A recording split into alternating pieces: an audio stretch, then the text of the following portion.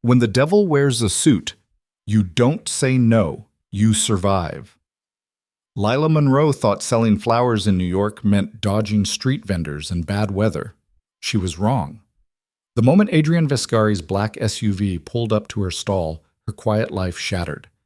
He didn't ask for roses, he demanded her attention. And when local thugs came collecting, he didn't call the cops.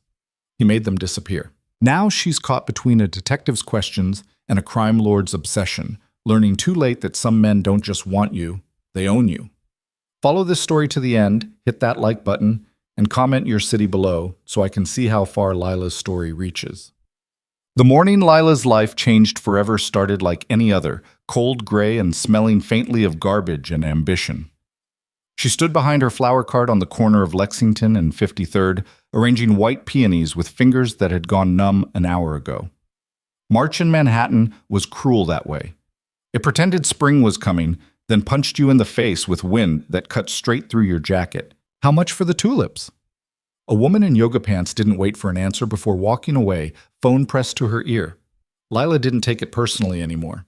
New York taught you that early. You were wallpaper, background noise, something people passed on their way to somewhere better. She'd been working this corner for 3 years, same spot, same cart, same dream of saving enough to open a real shop. Something with a door that locked, windows she could decorate, a sign with her name on it. The dream felt further away every month. You got roses? A delivery guy barely slowed down. Red or white? Forget it. Already gone. Lila pulled her coat tighter. The thermal layer underneath was supposed to help, but it just made her look bulkier than she already felt. Not that anyone looked at her anyway. She'd perfected the art of being invisible. Medium height, medium brown hair, usually in a ponytail, clothes that prioritized warmth over style. Her mom said she had pretty eyes, but moms had to say that. The black SUV appeared without warning. It didn't ease into the space like normal cars. It claimed it. Took up half the loading zone and didn't apologize. Engine still running, windows tinted so dark they looked solid. Lila's chest tightened. Wrong vehicles meant wrong people in this neighborhood. She'd learned that from Mr. Chen, who used to sell dumplings 3 carts down until some guys in a similar SUV convinced him to relocate, permanently. The back door opened. A man stepped out, and the street seemed to reorganize itself around him. He wasn't tall, maybe 6 feet, nothing extreme, but he carried himself like someone who'd never been told no in his entire life. Charcoal suit, perfectly tailored, black shoes that probably cost more than her monthly rent. Dark hair pushed back from his face, a few silver threads at the temples that somehow made him more dangerous instead of older.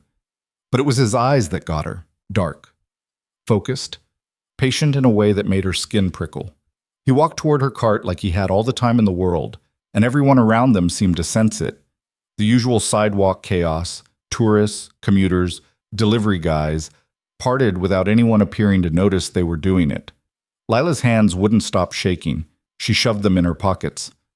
"You're Lila Monroe." Not a question. Her throat went dry. "Do I know you?" "No." He stopped 3 feet from her cart, close enough that she caught his cologne.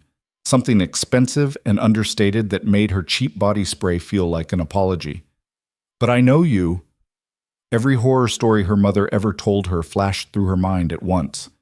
"Look, if this is about permits, I have all my... I don't care about permits." His voice was quiet, controlled, the kind of calm that felt more threatening than yelling. "I'm here to buy flowers." She blinked. "What? Flowers? You sell them. I'd like to buy some." The street noise seemed very far away suddenly. "What kind?"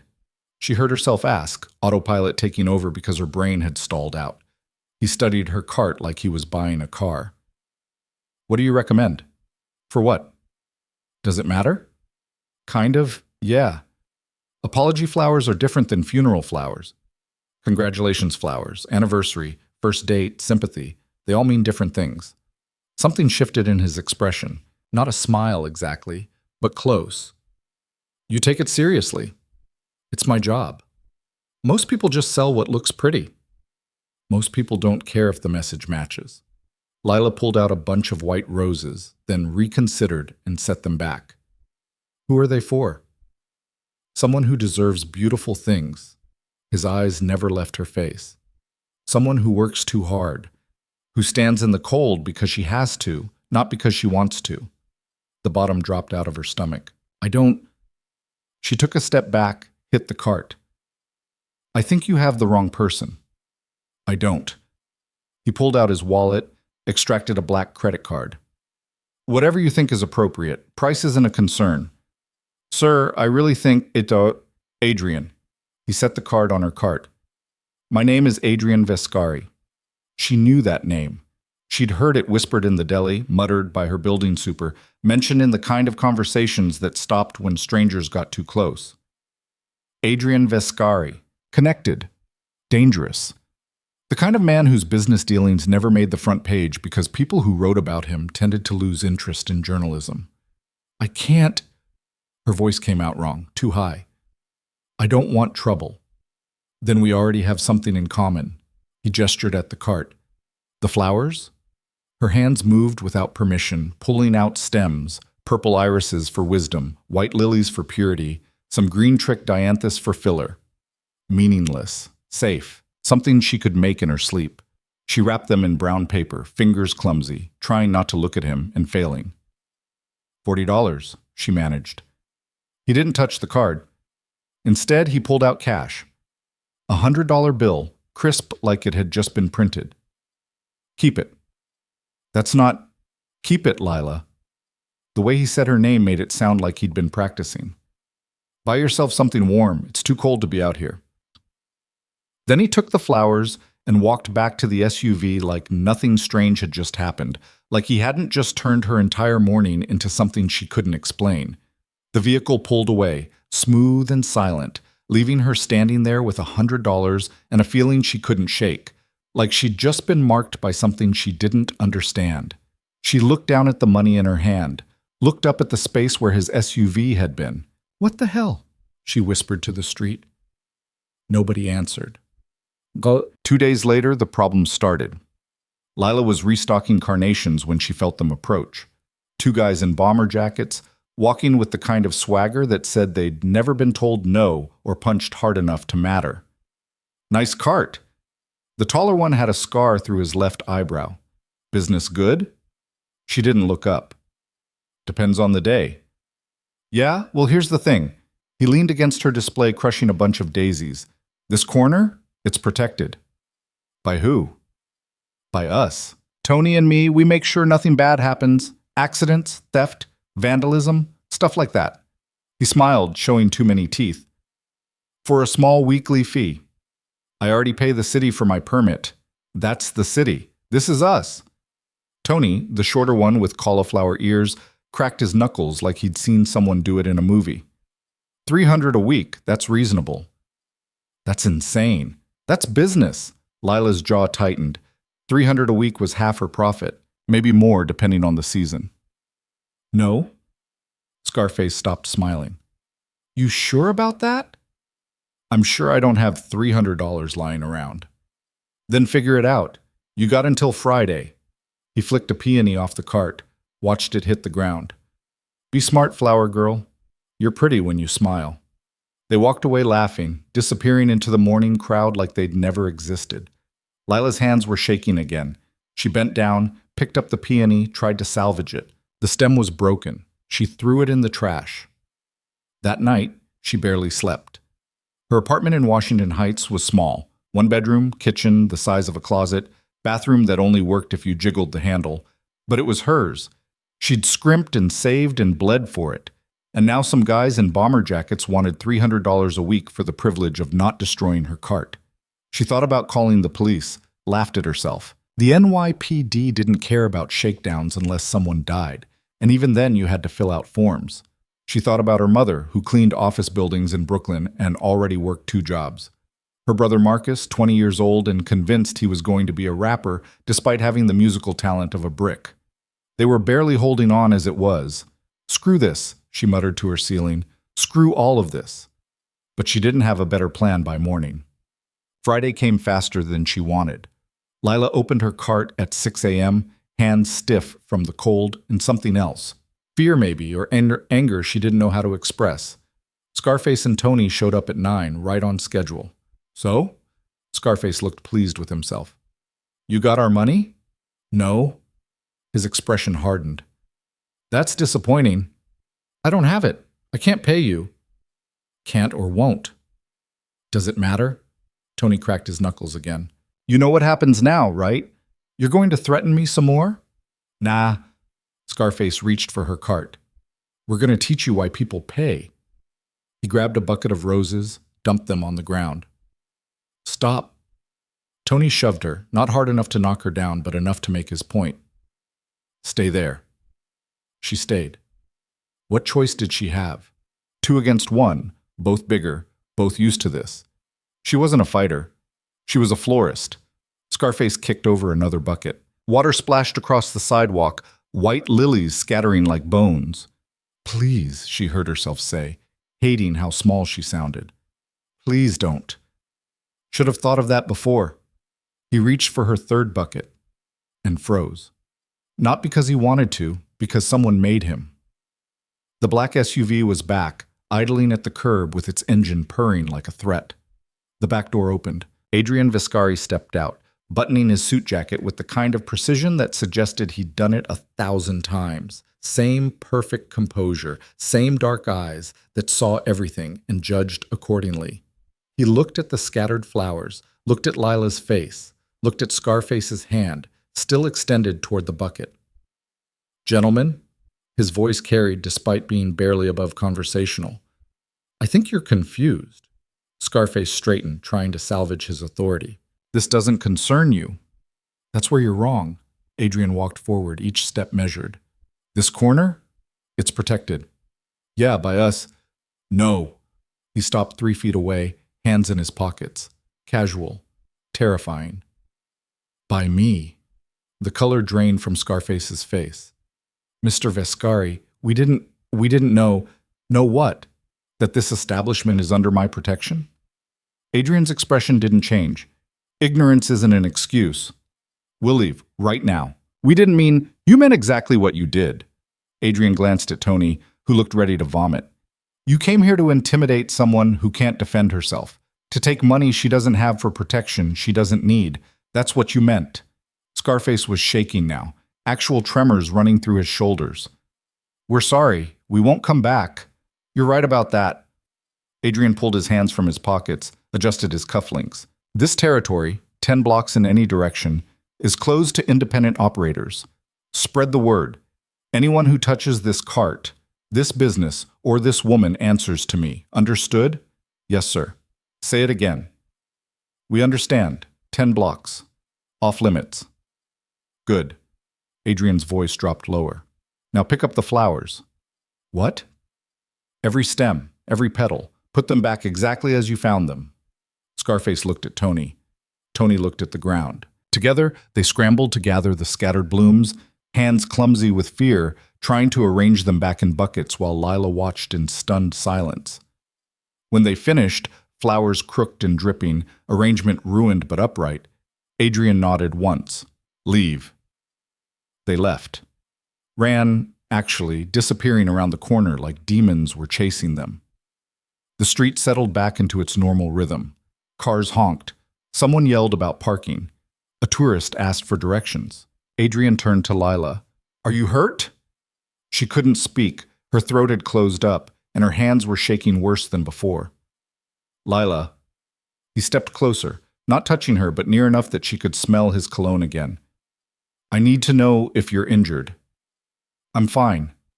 The word scraped out. What just happened? You were being extorted. I stopped it. By telling them I'm under your protection? Yes. I never asked for that. You didn't have to.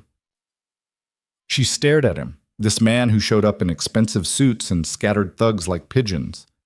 Why? Because you deserve better than being terrorized on your own corner. You don't know me. I know enough. That's not an answer. Something flickered across his face. Amusement, maybe, or respect. You're right. It's not. He reached into his jacket, pulled out a business card. Heavy stock, embossed lettering, just a name and a phone number. If anyone bothers you again, call me. I can't. You can.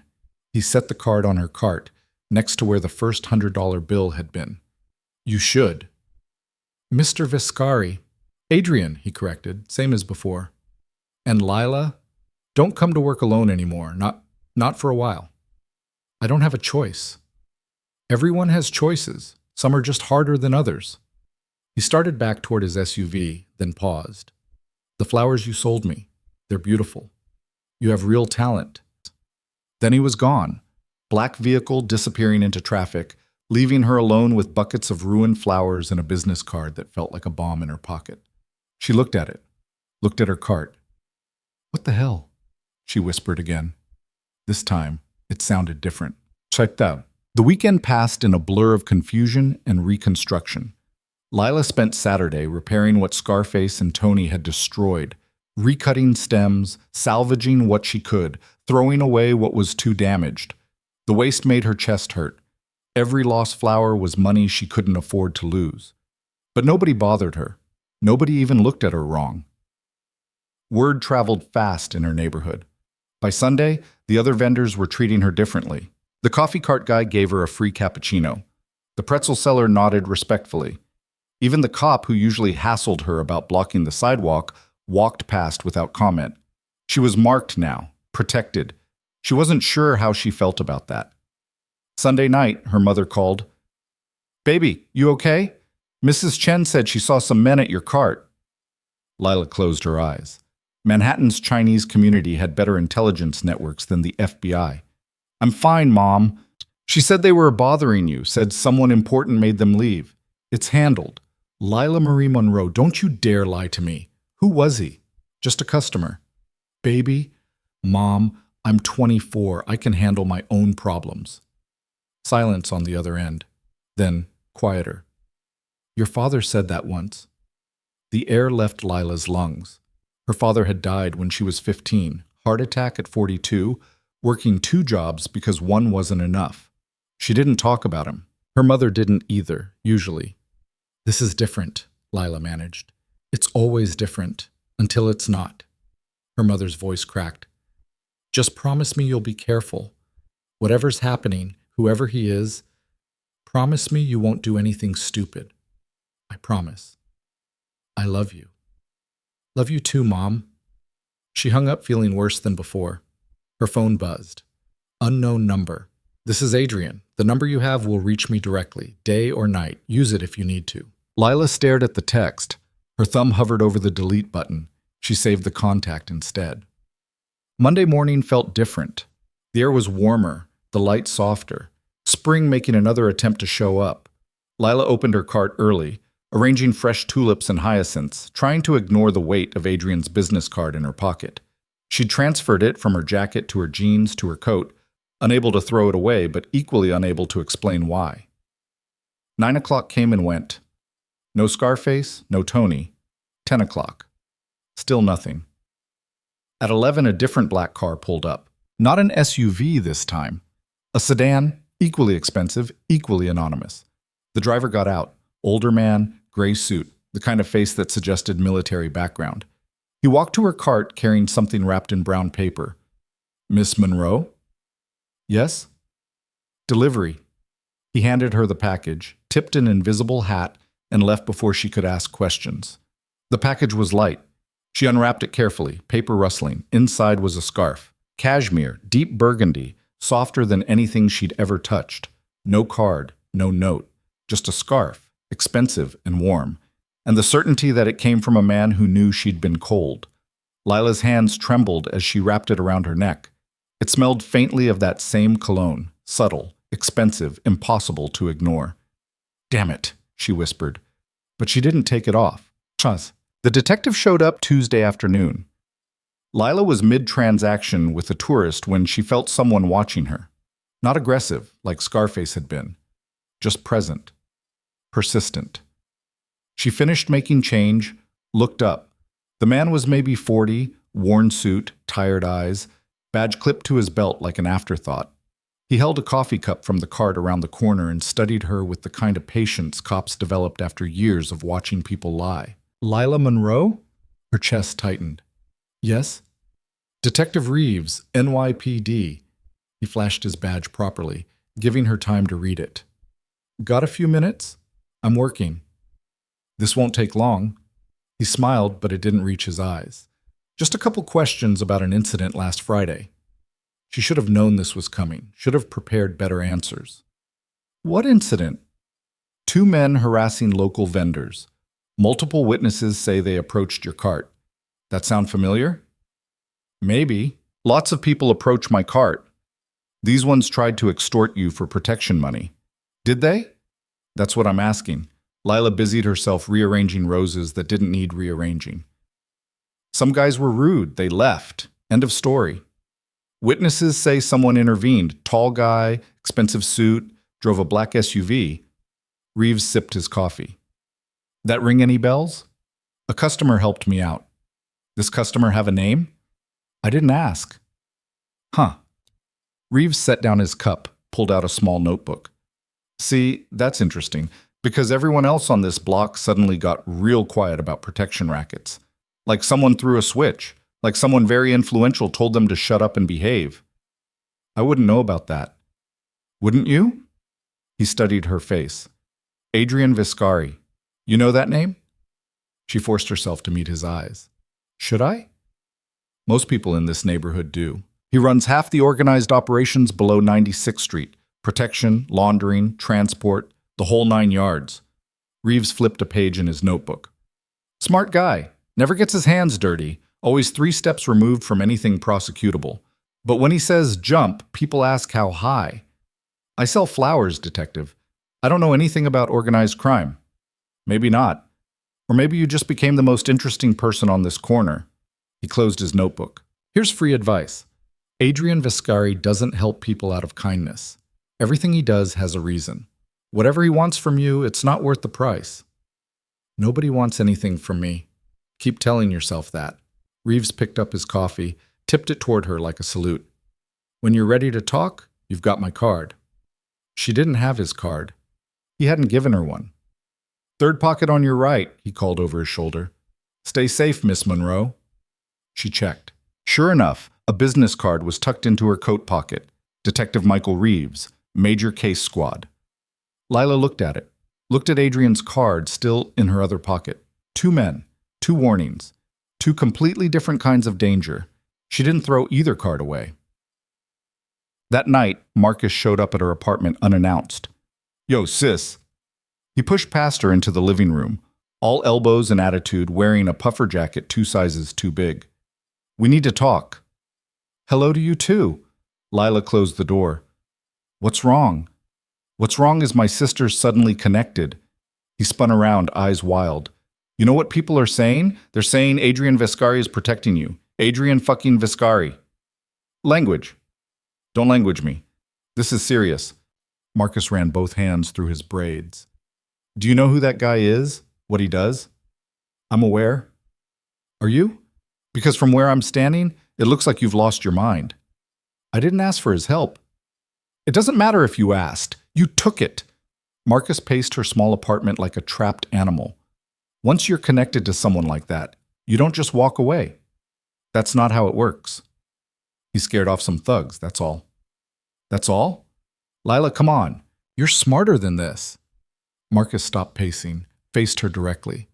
These guys don't do favors. They own you. And when they're done, they throw you away. You've been watching too many movies. I've been living in New York my whole life. I know how this ends. His voice cracked. Dad died working himself to death for people who didn't care. You think I want to lose you too? The air went still. Lila's throat tightened. Marcus, promise me you'll stay away from him. Whatever he's offering, whatever he wants, promise me you'll say no. It's not that simple. Why not? Because she didn't know how to explain it. The scarf around her neck. The way Adrian looked at her like she mattered. The feeling that for the first time in years someone saw her, actually saw her. Because nothing's happened.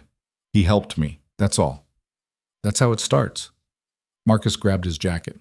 Just think about it, okay? Think about what you're risking. He left before she could respond, door slamming behind him.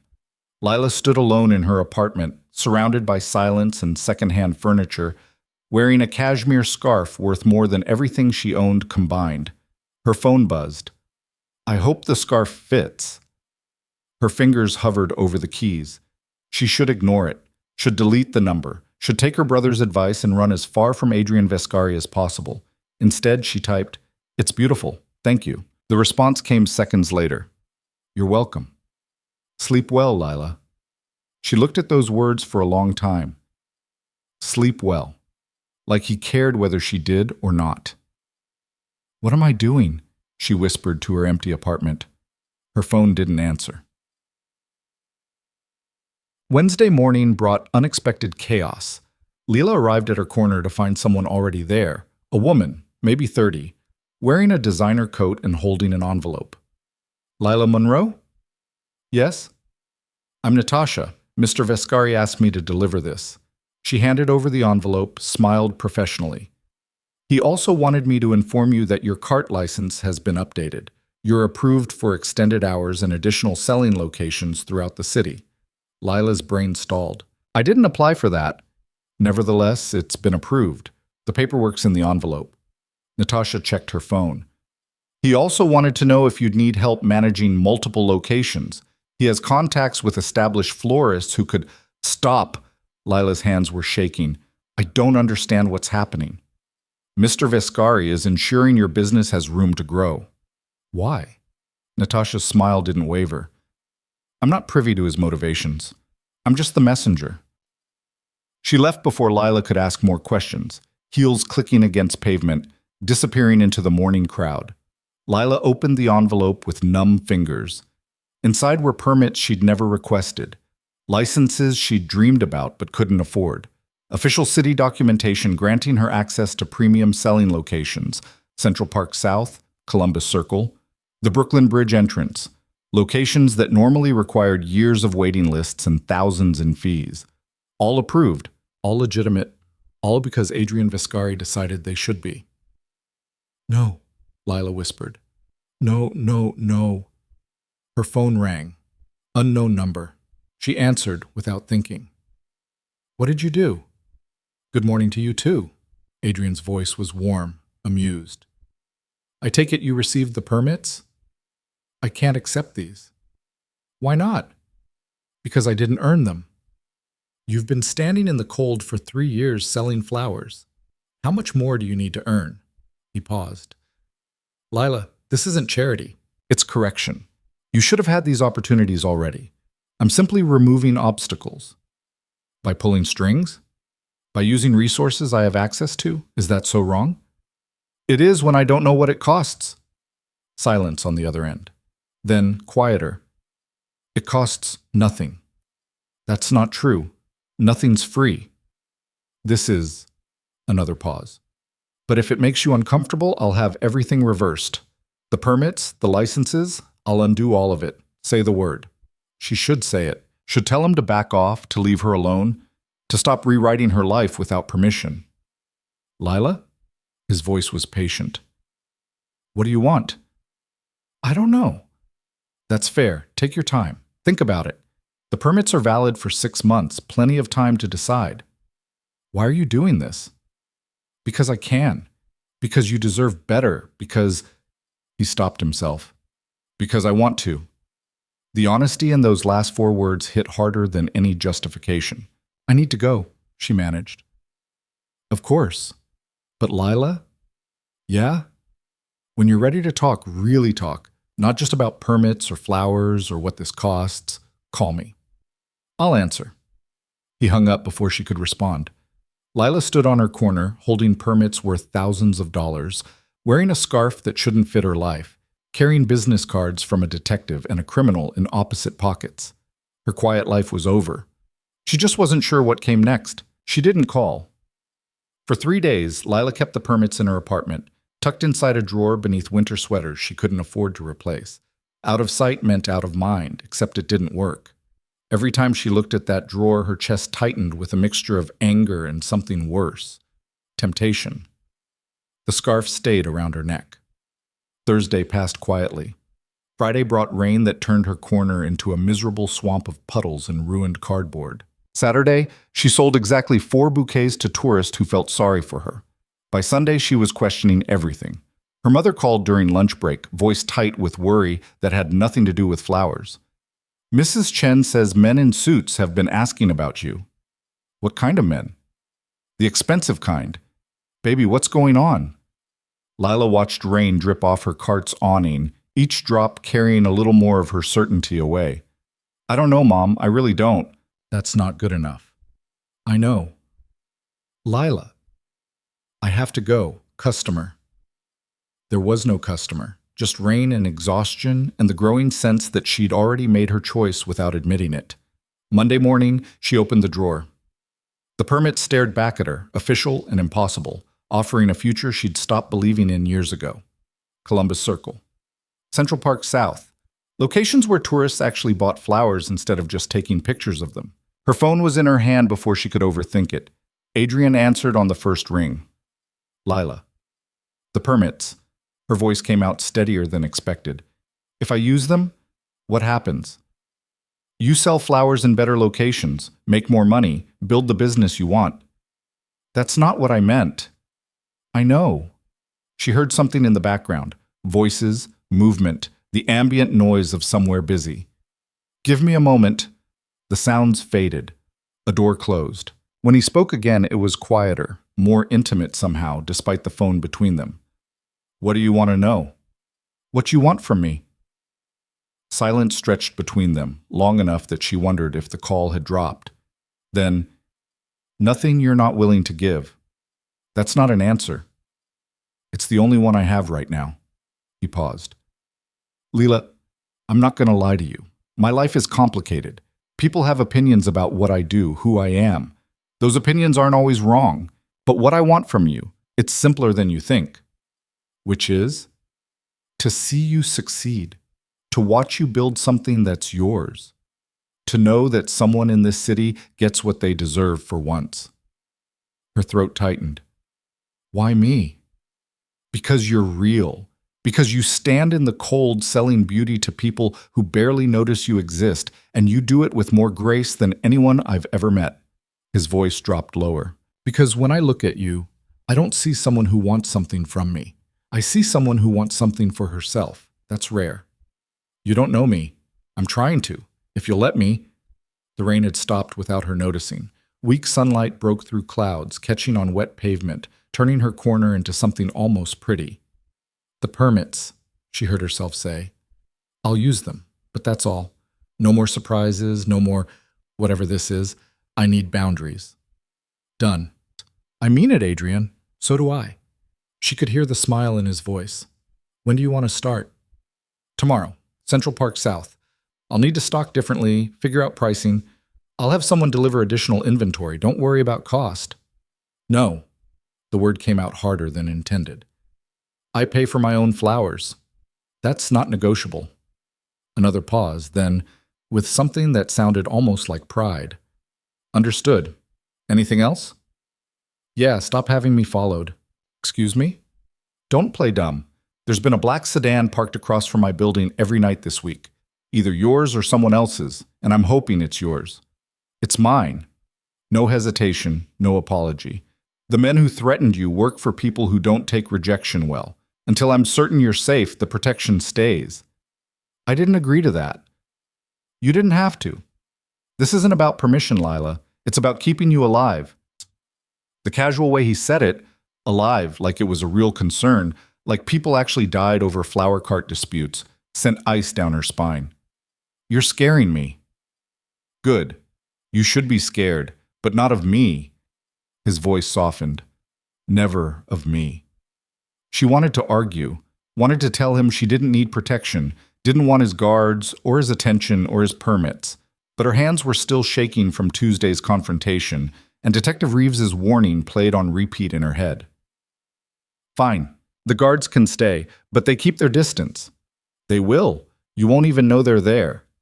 Adrian? Yes?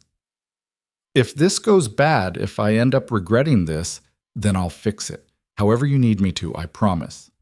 She hung up before he could say anything else, before his voice could convince her this was somehow normal.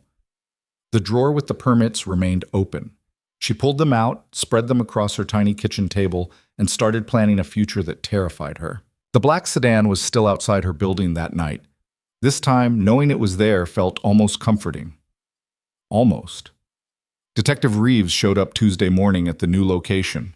Lila was setting up near Central Park South, arranging premium roses and imported peonies in a display that wouldn't have looked out of place in a boutique. The foot traffic here was different, wealthier, less rushed, actually interested in buying instead of just browsing. She'd made 3 sales in the first hour, 3 sales that equaled her entire Friday revenue. Nice spot. Reeves appeared beside her cart, same tired eyes, different coffee cup. Big upgrade from Lexington. Her stomach dropped. Detective. Don't look so worried. I'm not here to bust you for anything. He studied her setup with professional interest. Though I am curious how you got a permit for this location. Wait lists usually 3 years minimum. I got lucky. Did you? He sipped his coffee.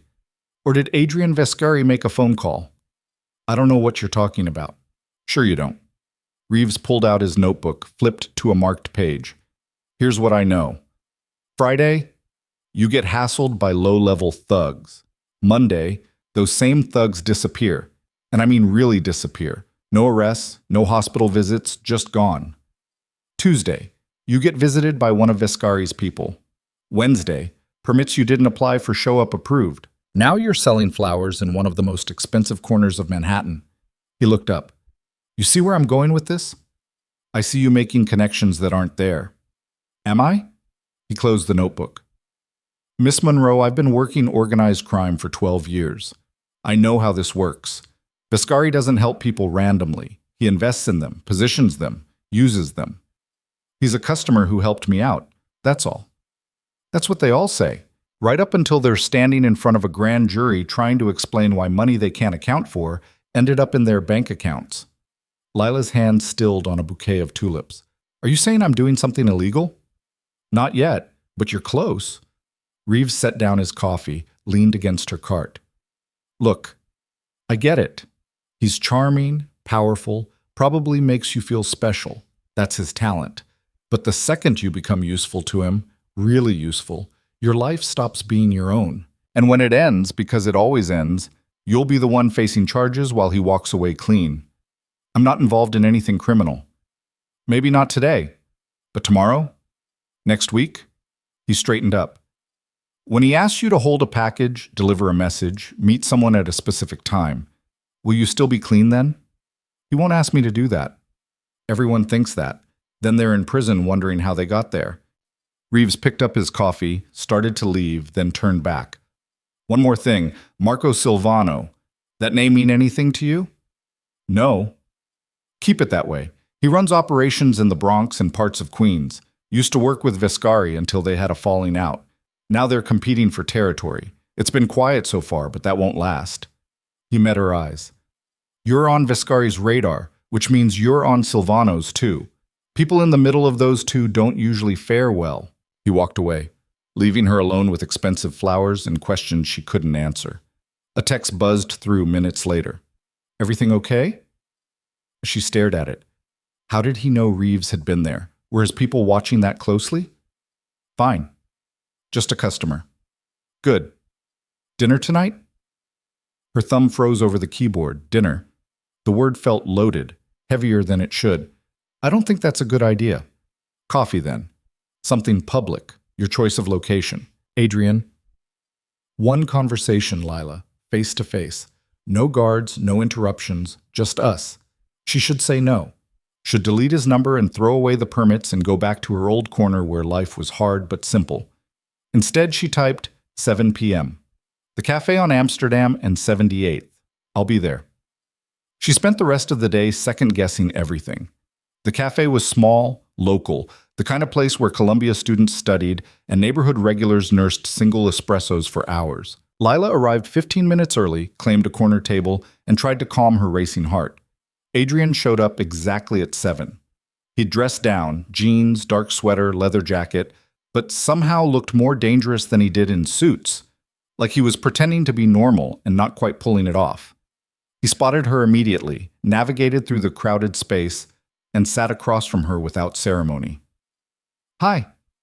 Hi. Her voice sounded strange to her own ears. Thank you for meeting me. I'm still deciding if this was a mistake. A small smile touched his lips. Fair enough. He flagged down a barista, ordered black coffee, turned his attention back to her. You look good. Business going well? Don't do that. Do what? Small talk. You wanted to talk, so talk. Real conversation. That was the deal. The smile widened slightly. Okay, real conversation. He leaned back, studied her with those dark, patient eyes. What do you want to know? Everything. Who you are, what you do, why you're interested in a florist from Washington Heights who can barely make rent. That's a lot of ground to cover. You said we had time. I did. His coffee arrived. He wrapped both hands around the cup, steam rising between them. My name is Adrian Vescari. I'm 41. I run import-export operations through the port, manage several shipping contracts, and invest in real estate throughout the city. That's your legitimate business. That's part of it, yes. What about the rest? He took a slow sip of coffee, set it down carefully. The rest is complicated. I'm not stupid, Adrian. I know who you are. What people say about you. What do they say? That you're connected, that you run protection rackets and laundering operations, that crossing you is a bad idea. She forced herself to hold his gaze. Detective Reeves says you're a criminal who uses people. Detective Reeves isn't wrong. No deflection, no excuse, just flat honesty. I do things that are illegal. I work with people who solve problems through methods the police wouldn't approve of. And yes, I have relationships that benefit me professionally. So why should I trust you? You shouldn't. He leaned forward. Trusting me would be naive, but I'm not asking for trust, Lila. I'm asking for a chance. To do what? To prove I'm more than what people say. To show you that my interest in you isn't about business or leverage or any of the things Reeves warned you about. His voice dropped lower. I see you, that's all. I see someone who works harder than anyone I know, who stands in the cold selling beauty because she believes in it, who deserves better than the city's been giving her. And I want to help. Not because I need something from you, but because I can. People like you don't just help. You're right, we don't. Which is why this scares me as much as it scares you. She blinked. What? I don't do this, Lila. I don't meet women for coffee and explain my life story. I don't hand out permits or send scarves or make sure guards are posted outside apartments in Washington Heights. That's not who I am. He ran a hand through his hair, and for the first time he looked uncertain. But with you, I can't seem to help myself. That's not reassuring. It's honest. He met her eyes. I'm not a good man. I've done things that would horrify you, but I'm trying to be better. With you, I want to be better. The cafe noise faded into background static. Lila's heartbeat filled her ears. This is insane, she whispered. Probably. I should walk away right now. You should. So why aren't I? Same reason I'm sitting here drinking terrible coffee instead of handling business uptown. Adrian's expression softened. Because something about this feels right, even when logic says it's wrong. A Columbia student bumped their table, mumbled an apology, disappeared into the crowd. Lila watched steam rise from her untouched tea. Detective Reeves mentioned someone, Marco Silvano. Adrian's entire demeanor shifted. The softness vanished, replaced by something cold and focused. What about him? He said you two used to work together, that there's tension now. Tension is a polite word for it. Should I be worried? No. The single word carried absolute certainty. Silvano operates in territories I don't touch. Our business rarely overlaps anymore. Reeves said people in the middle don't fare well. You're not in the middle. You're under my protection, which means Silvano won't touch you. He's many things, but suicidal isn't one of them. The casual way he discussed protection and territory, like it was normal, like this was just how the world worked, made her stomach twist. This is my life, Adrian, not a territory dispute. I know that. Do you? Because from where I'm sitting, it feels like I've become a piece in some game I don't understand. You're not a piece. You're... He stopped himself, jaw tightening. I'm what? Someone I care about. The admission seemed to cost him something, which is precisely why you need to be careful. My world is dangerous. The people I deal with don't follow rules or show mercy. If they think you matter to me, you become a target. Then maybe this needs to stop. Maybe we need to stop. Is that what you want? She should say yes, should stand up, walk out, delete his number and burn the permits and go back to being invisible. I don't know what I want, she said instead. That's fair. Adrian stood, pulled out his wallet, left cash on the table. Think about it. Take your time. But Lila? Whatever you decide, the protection stays. That's not negotiable. Adrian, I need you safe. Everything else we can figure out. But I need to know you're safe. He left before she could respond, disappearing into the Manhattan night, leaving her alone with cold tea and decisions she wasn't ready to make. Her phone buzzed an hour later. Thank you for tonight. Sleep well. She deleted the text, saved his number, hated herself for both. Wednesday morning brought chaos she didn't see coming. Lila was restocking inventory at her Lexington corner. She'd decided to keep both locations running, splitting her days between them, when her mother showed up unannounced. Mom, what are you doing here? Her mother looked older somehow, worn in ways that had nothing to do with physical age. We need to talk. I'm working. Now, Lila. They walked to a nearby deli, claimed a booth in the back, and sat across from each other like strangers. Marcus told me everything, her mother started. Lila's chest tightened. Everything meaning? The permits, the man in the expensive suits, the guards outside your building. Her mother's voice shook. Baby, what have you gotten yourself into? Nothing. I'm just... Don't lie to me. I raised you better than that. Tears welled in her mother's eyes. Your father died working 2 jobs for people who didn't care if he lived or died. I've spent every day since making sure you and Marcus didn't end up the same way. And now you're involved with a criminal? He's not... Lila stopped. Because he was. Adrian had admitted it himself. It's complicated. It's not complicated. It's dangerous. Her mother grabbed her hand across the table. These men, baby, they don't love.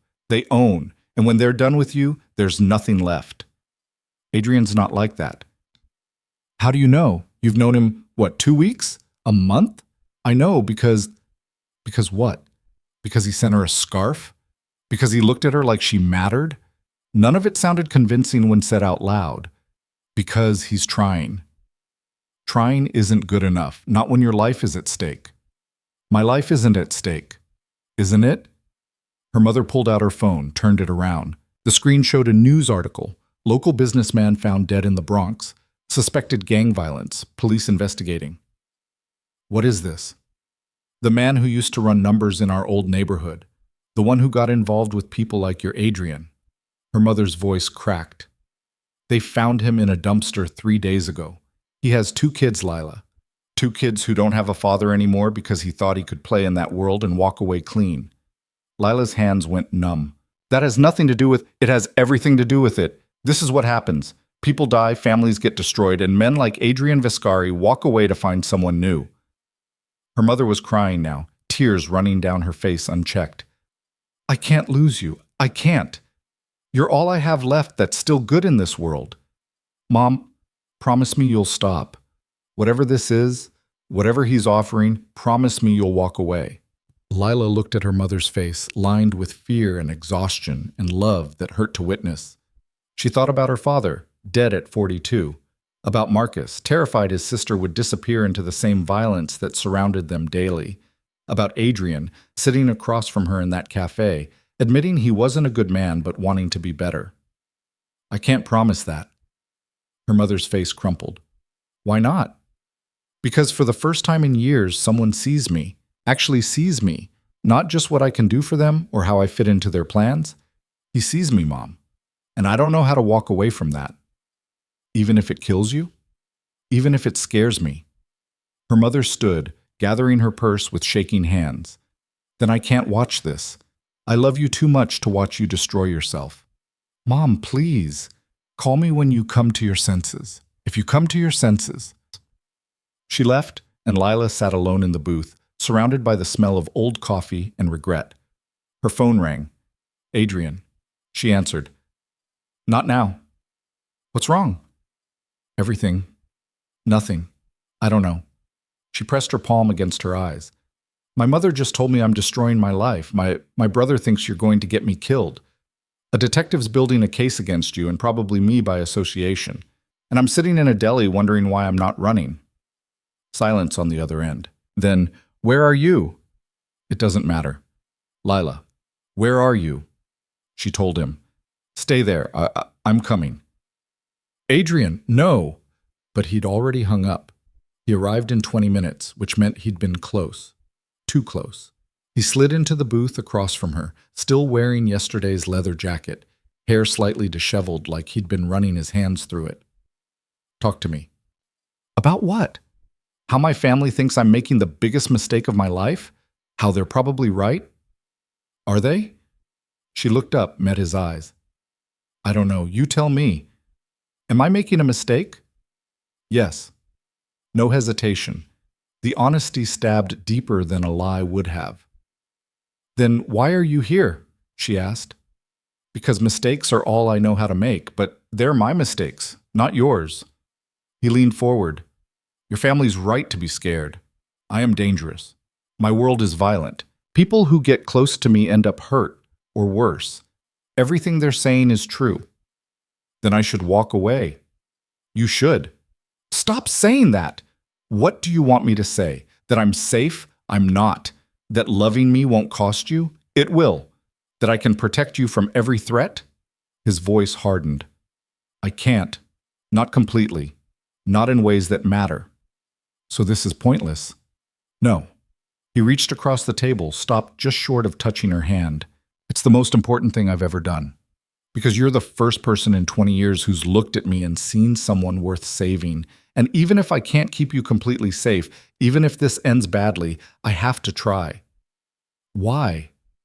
"Because I'm selfish. Because I want something good in my life. And you're it. Because walking away from you feels like dying." His hand finally closed over hers. "I know that's not fair. I know it's asking too much. But it's the truth." Lila's vision blurred. She realized she was crying. "I'm scared," she whispered. "Good. Fear keeps you alive." "I'm scared of you." "You should be. But I'm more scared of never knowing what this could be." His grip tightened. "Then don't walk away. Stay. Let me try to be what you need." "What if you can't?" "Then you'll leave, and I'll let you go. But until then, let me try." She should pull her hand back, should stand up and walk away and block his number and burn those permits. Instead, she turned her hand over, laced her fingers through his, and held on. "This is insane," she said, "completely. We're both going to regret this. Probably. But not today. Not today." He smiled, small and sad and real. "Today we just hold on." They sat in that booth for another hour, hands linked across the table, not talking about the future or the danger or any of the 1,000 reasons this would fail. Just holding on. Just for today. When they finally left, the black sedan was waiting at the curb. Adrian opened the door, helped her inside despite her protests about needing to get back to work. "Let me take you home," he said. "I can take the subway." "Lila." "Fine, but just home. No detours. Just home." They rode in silence, the city blurring past tinted windows, his hand still holding hers in the space between them. When they reached her building, he walked her to the door. "Thank you," she said. "For coming, for being honest. Thank you for staying." He touched her face, gentle, like she might break. "Be careful, Lila, please." "You too," he smiled. "I'm always careful." "Somehow I doubt that." He kissed her forehead, brief and chaste, then walked back to the waiting car. Lila watched him go, hand pressed against the spot his lips had touched, knowing she'd just crossed a line she couldn't uncross. Her phone buzzed as she reached her apartment. Today was good. Tomorrow will be better. Sleep well. This time, she didn't delete it. This time, she sent one back. "Good night, Adrian." She fell asleep with her phone in her hand, door locked, black sedan outside her window. Tomorrow would bring new problems, new fears, new reasons to run. But tonight, She let herself feel safe, even if it was a lie, even if it couldn't last, just for tonight. The morning after felt different, like waking up in a body that didn't quite fit anymore. Lila stared at her ceiling, phone still in her hand, Adrian's goodnight text glowing on the screen. She'd crossed a line, admitted things she couldn't take back, let herself feel things that logic screamed were dangerous. She got up anyway.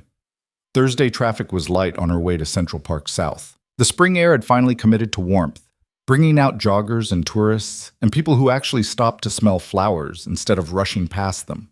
She sold 6 arrangements before noon, each transaction feeling surreal, like she was playing a part in someone else's life. Adrian texted around 1. Lunch? She should say no, should establish boundaries, create distance, do all the sensible things her mother would approve of. Can't. Too busy. Dinner then. Adrian, please. I'll behave. She stared at that word. Behave. Like he was a dog that needed training, not a man who ran half of Manhattan's underground operations. Fine. But somewhere quiet. No guards watching us. I know a place. I'll pick you up at 7. The rest of the afternoon dragged.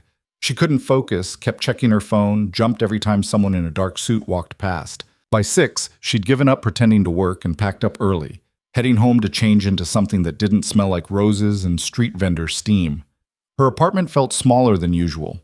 She stood in front of her closet, a pathetic collection of clearance rack finds and hand-me-downs, trying to find something appropriate for dinner with a man who wore suits that cost more than her monthly income.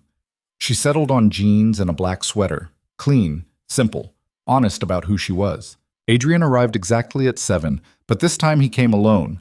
No SUV, no driver, just him in a dark sedan that was nice but not ostentatious, wearing jeans and a gray Henley that made him look almost normal. Hi. He opened her door, waited while she locked up. Hi yourself. She studied his face. You look tired. Long day. Doing what? Things you don't want to know about. He led her to the car, opened the passenger door. Trust me on that. They drove south, away from her neighborhood, into parts of the city she rarely saw. Greenwich Village with its tree-lined streets and restaurants that charged $20 for appetizers. He parked near Washington Square, killed the engine. Where are we going? She asked. You'll see. The place turned out to be a tiny Italian restaurant tucked between a bookstore and a vintage clothing shop.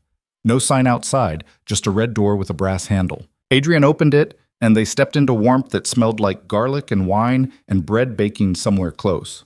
An older woman greeted them immediately, her face lighting up when she saw Adrian.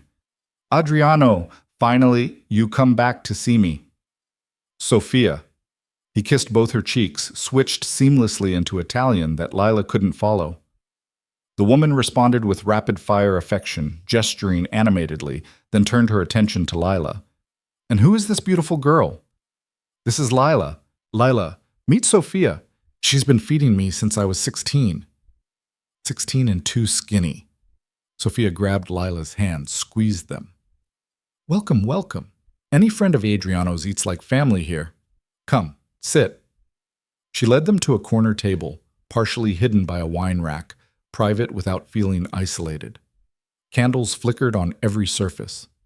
Frank Sinatra played low from speakers Lila couldn't see. No menus, Sophia announced. I cook, you eat, simple.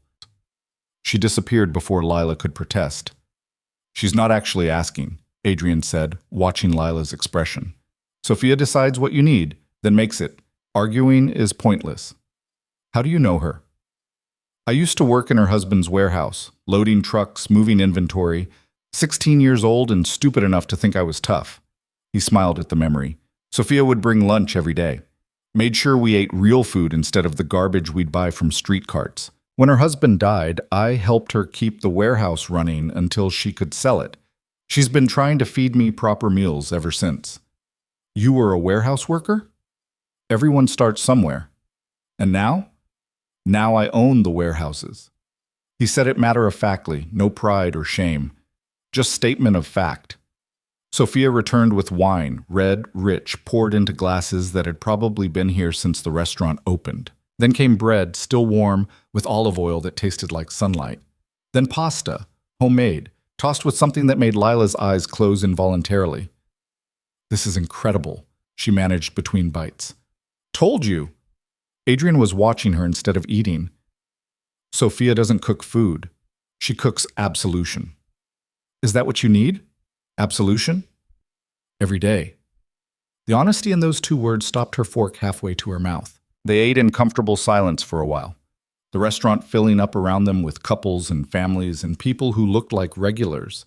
Nobody bothered them. Nobody even glanced their direction, like Adrian had arranged for their corner to exist in a separate dimension. Can I ask you something? Lila set down her fork. Anything. How did you know? About me, I mean. You said you'd been watching me before we met. How long? Adrian's expression shifted, something guarded sliding into place. 3 months. Her stomach dropped. 3 months? I was in the neighborhood for a meeting, saw you at your cart, arranging flowers in the cold. You had this look on your face, focused, determined, like you were creating art instead of just making a living. He turned his wine glass slowly. I came back the next week, then the week after. Started timing my route so I'd pass your corner. Never stopped, never bought anything, just watched you work. That's... She didn't know how to finish the sentence. Creepy?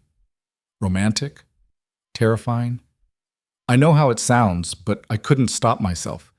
You were like something from a different world. Clean, honest, untouched by all the ugliness I deal with daily. He met her eyes. I told myself I was just curious, that I'd get bored and move on. Then those guys showed up trying to shake you down, and I couldn't walk away anymore. So you decided to what? Insert yourself into my life? I decided to make sure you were safe. Everything else just happened. Nothing just happens with you. You're right. I'm a planner, a strategist. I don't do anything without thinking through every angle. He leaned forward. But with you, I'm improvising, making it up as I go. It scares the hell out of me. Good. Good? You should be scared. I am. She took a long drink of wine, felt it burn down her throat. Adrian, I need you to understand something. I'm not like the people you usually deal with. I don't know how to navigate your world. I don't speak the language or understand the rules, and I refuse to become someone I'm not just to fit into your life. I don't want you to change. Everyone says that. Then they start suggesting little improvements. Dress better, talk less, don't ask questions. I'm not everyone. His jaw tightened, and I mean it. The reason I can't stay away from you is because you're exactly who you are. Change that, and there's no point. Sophia returned with more food. Chicken, vegetables, things Lila couldn't identify but tasted like memories of meals she'd never had. They ate and talked, the conversation drifting from safe topics to dangerous ones, neither of them willing to pretend this was normal. Tell me about your father, Adrian said eventually. Lila's hand stilled on her fork. Why? Because you mentioned him once. Because he clearly matters to you. Because I want to know what made you who you are. She set down her fork, gathered her thoughts. He worked 2 jobs, maintenance at a hospital, night shifts at a warehouse, 70 hours a week, sometimes more. He did it so my mom wouldn't have to work, so Marcus and I could have things. Not much, but enough. What happened? His heart gave out. 42 years old, dropped dead in a hospital parking lot after a double shift. Her voice stayed steady through force of will. The doctors said it was probably preventable. If he'd had time to see a doctor, eaten better, rested more. But he didn't have time. He had bills. I'm sorry. Everyone's sorry. Sorry doesn't change anything. She looked up, met his eyes. That's why my mother's terrified. She watched my father work himself to death for people who replaced him the next day. She doesn't want to watch me get consumed by someone who'll move on when I'm not useful anymore. I'm not going to do that. How do you know? How can you possibly know? Because I've had 20 years to become exactly what I am. Rich, powerful, surrounded by people who want something from me. And in all that time, I've never felt what I feel when I look at you. He reached across the table, took her hand. That's not leverage or strategy or any calculated move. It's just true. Lila's chest tightened. She wanted to pull her hand back, to protect herself from words that sounded too good to be real. But his grip was warm, solid, and she was tired of fighting what she felt. I don't know how to do this, she whispered. Neither do I. We'll figure it out together. They finished dinner in near silence, the weight of unspoken promises hanging between them. Sophia brought dessert without asking, tiramisu that melted on contact, and refused to bring a check when Adrian asked. "Family doesn't pay," she said firmly, then looked at Lila. "You take care of him. He needs someone to remind him he's human." Outside, the spring night had turned cool. Adrian draped his jacket over Lila's shoulders without asking, led her back to the car. "Thank you," she said, "for tonight, for being honest. Thank you for listening." He opened her door, waited until she was settled. "Lila?" "Yeah?" "Whatever happens next, whatever complications come up, I need you to know something." "What?" "I'm all in, completely. This isn't casual for me, and it's not temporary. So if you're not sure, if you need time to think, take it. But don't string me along and don't lie to me. I can handle rejection. I can't handle deception." The words hit like a physical blow. He was giving her an out, offering her the choice to walk away before things got messier. "I'm not going anywhere," she heard herself say. "You're sure?" "No, but I'm staying anyway." He smiled, sad and genuine, then closed her door and walked around to the driver's side. They drove back to her apartment in silence, his hand finding hers across the console, fingers laced together like they'd been doing this for years instead of days. When they reached her building, he walked her to the door again. "Good night, Lila." "Good night." He kissed her then, not her forehead this time, but her mouth, slow and careful and devastating. When he pulled back, her knees had forgotten how to work. "Sleep well," he murmured. Then he was gone, and she was standing alone on her doorstep, lips still tingling, heart racing faster than it should.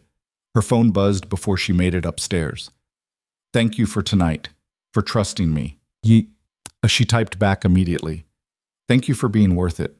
She fell asleep smiling, door locked, world outside still dangerous, but feeling a little less impossible. Friday morning shattered that illusion completely. Lila was opening her cart at Lexington when she felt them. The wrong kind of attention, the shift in air pressure that meant trouble. She looked up. 3 men this time, not 2. Better dressed than Scarface and Tony, but carrying the same energy. Predators who'd found prey. The one in front was older, maybe 50, with silver hair and a scar running from his ear to his jaw. He smiled, showing perfectly white teeth that somehow made him look more dangerous. Lila Monroe. Her hands froze on a bucket of tulips. "Can I help you?" "Actually, we're here to help you." He gestured at her cart. "Nice setup. Must be doing well with those new permits." "I do okay." "I'm sure you do. Adrian Vascari takes care of his investments."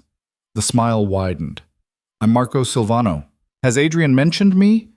Every alarm in her body started screaming. "No." "That's surprising. We go way back, him and I. Partners once, brothers even." Marco walked slowly around her cart, examining flowers like he was shopping. "Then we had a disagreement. Nothing major. Just couldn't see eye to eye on certain business practices." "I don't know anything about that." "Of course you don't. Adrian keeps his personal life very separate from business. Smart man." Marco picked up a rose, studied it. "But here's the thing. When Adrian protects someone, really protects them, it means they matter. And when something matters to Adrian, it matters to me. I think you should leave. In a minute." He set down the rose, turned his full attention to her. "I'm not here to hurt you. I'm here to offer you a choice. I don't want... Adrian is going to ask you to trust him, to follow his lead, to let him keep you safe." Marco's voice dropped lower. "When he does, I want you to remember this conversation. Remember that you had another option. Someone who could have given you the same protection without all the complications." "I'm not interested." "You don't even know what I'm offering." "Doesn't matter. I'm not for sale." Marco's expression hardened. "Everyone's for sale, sweetheart. It's just a matter of price." He pulled out a business card, set it on her cart. "When Adrian shows you who he really is, and he will, they always do, call me. I'll make sure you land somewhere soft." He walked away, his 2 companions following like shadows. Lila's hands shook so badly she had to sit down on her cart stool. She pulled out her phone, Adrian's number already on screen. The call connected immediately. "Lila?" "He was here. Marco, he came to my cart and... Are you hurt?" Adrian's voice went sharp, deadly. No, but did he touch you? No, he just talked. Said things about you, about me, left his card. Listen to me carefully. Close your cart right now. Go somewhere public. Coffee shop, restaurant, anywhere with people. Stay on the phone with me. Adrian, you're scaring me. Good. You should be scared. Marco doesn't make social calls. She heard movement on his end, voices, a door slamming. Where are you going? There's a Starbucks 2 blocks south. Go there, order coffee. Sit where people can see you. I'll have someone there in 10 minutes. Someone who? Protection. Real protection, not just surveillance. His voice gentled slightly. Lila, I'm sorry. I thought I had more time before he made a move. I was wrong. What does he want? To hurt me by taking what I care about. You're leverage now. The words landed like bullets. Leverage. That's what she'd become. A piece in whatever game they were playing. I need to call the police. No. Adrian, the police can't protect you from Marco. They can ask questions and file reports and maybe arrest a few low-level guys, but Marco, he's untouchable. You call the cops and he'll know. Then he'll escalate. So what am I supposed to do? Trust me. Let me handle this. Can you do that? She was already walking, cart abandoned, heading toward the coffee shop with her heart in her throat. I don't know if I can. I know. But I'm asking anyway. Please, Lila, trust me to keep you safe. She reached Starbucks, pushed through the door into bright lights and the hiss of espresso machines, found a table near the window where she could see the street. I'm here. Good. Stay there. Guard's 3 minutes out. His name is Thomas. Black jacket, gray shirt. He'll sit 2 tables away. Don't acknowledge him. This is insane. This is my world. I tried to warn you. Warning me and living it are 2 different things. I know, and I'm sorry. He paused. Lila, I have to go handle this, but I need you to promise me something. What? Whatever Marco said to you, whatever he offered or threatened or promised, don't believe him. He's a liar who burns down lives for sport. Nothing he says is true. He said you 2 were partners. We were. 10 years ago. It ended badly.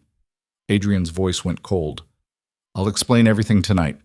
But right now, I need to make sure he understands you're off limits. How are you going to do that? In ways that will probably horrify you. Don't ask for details. The line went dead. Lila sat in Starbucks for 2 hours, nursing a single latte, watching Thomas, who did indeed show up in a black jacket, pretend to work on his laptop while actually watching everyone who came within 10 feet of her table. Her phone stayed silent. The spring sunshine outside felt like mockery. By 5 o'clock, she couldn't sit still anymore. She texted Adrian, I need to go home. The response came instantly. Thomas will drive you. Stay with him. For how long? Until I say otherwise. She wanted to argue, wanted to tell him she wasn't a prisoner, that she could take care of herself, that this whole situation was exactly what everyone had warned her about. Instead, she let Thomas escort her to a black sedan, different from Adrian's, but similar enough, and drive her home in silence. Her apartment felt like a cage. She paced, checked her locks, looked out the window every 5 minutes. The black sedan that usually watched her building was joined by 2 others. Guards everywhere, protection that felt more like imprisonment. Her phone rang at 8. Adrian. Are you okay? Define okay. She sat on her couch, pulled her knees to her chest. I'm locked in my apartment surrounded by armed guards because a man I've never met decided I'm leverage. So no, not really okay. I'm sorry. Stop apologizing and tell me what's happening. I had a conversation with Marco, made it clear that you're untouchable. He won't approach you again. How can you be sure? Because if he does, there will be consequences he's not willing to face. The certainty in Adrian's voice was absolute. He was testing boundaries, seeing how far he could push. Now he knows. And if he pushes anyway, silence. Then he won't. That's not an answer. It's the only one I have right now. He sighed, the sound heavy with exhaustion. Lila, I need you to stay home for a few days. Let things settle. I can't. I have a business to run. Your business can wait. No, it can't. I have bills, rent, inventory costs. I don't have the luxury of just staying home because I'll cover it. Excuse me? Whatever you lose from being closed, I'll cover it. Every penny. No. The word came out hard. That's not how this works. Then how does it work?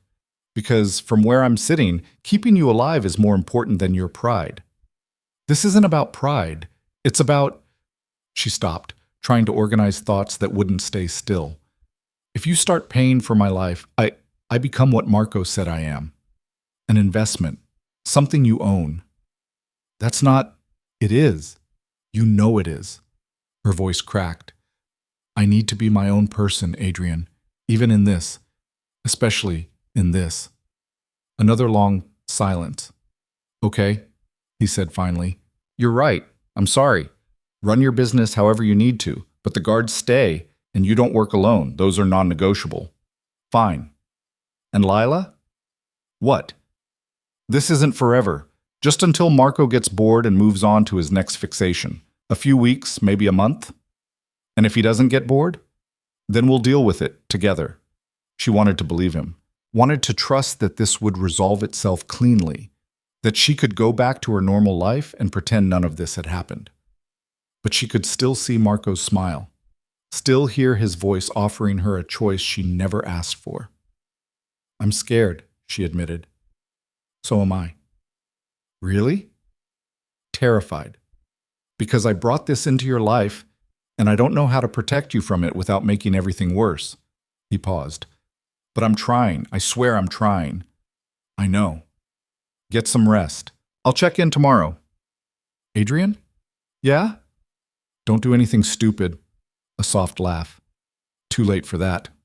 Sleep well, Lila. He hung up, leaving her alone with guards outside and questions inside. She didn't sleep well.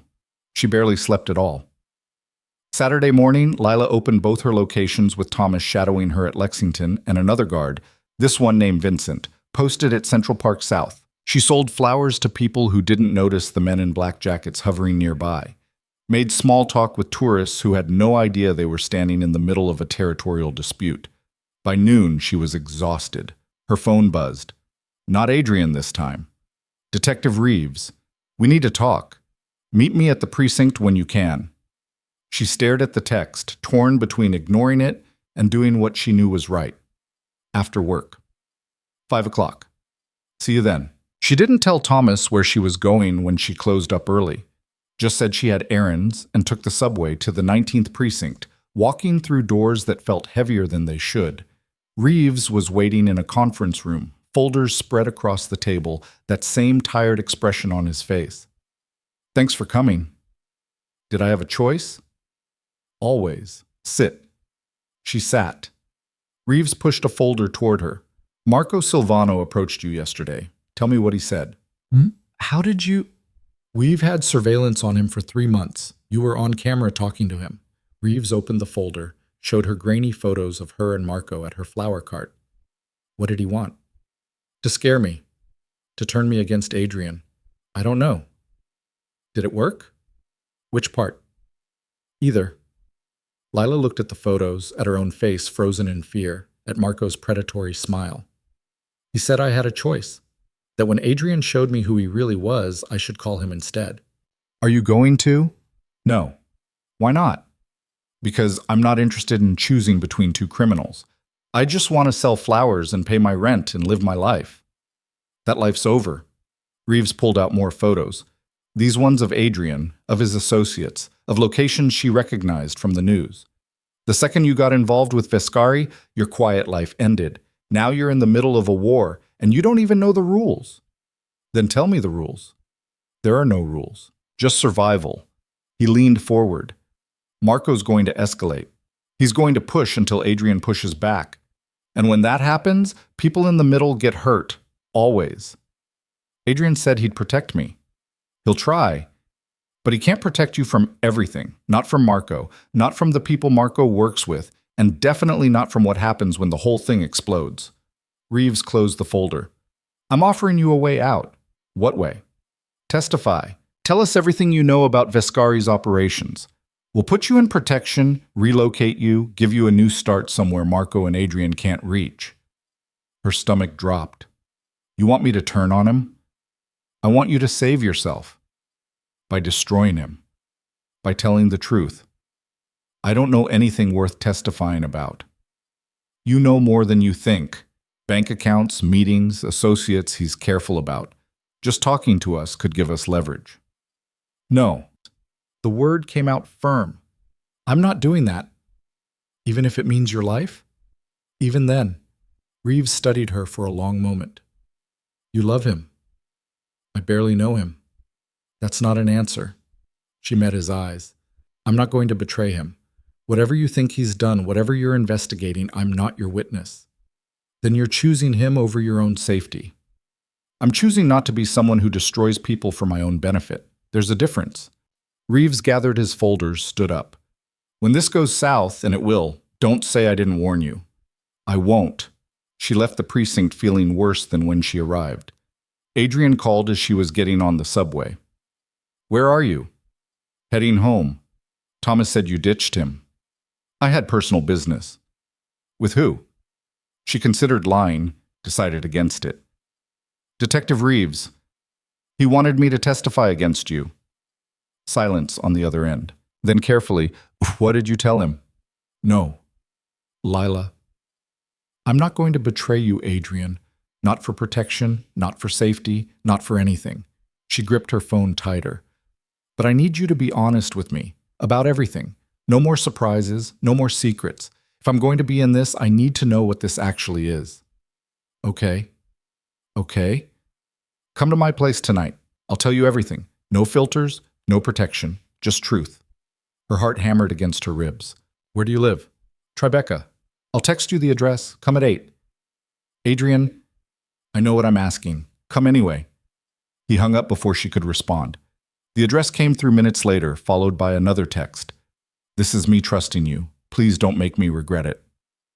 Lila looked at her phone, at the address in one of Manhattan's most expensive neighborhoods, at the weight of a choice she couldn't take back. She went home, changed into clean clothes, and called a car. Whatever came next, whatever truth he had to tell her, she was done running from it. It was time to know exactly who Adrian Viscari was. Even if it destroyed everything. The building in Tribeca looked like money that didn't need to announce itself.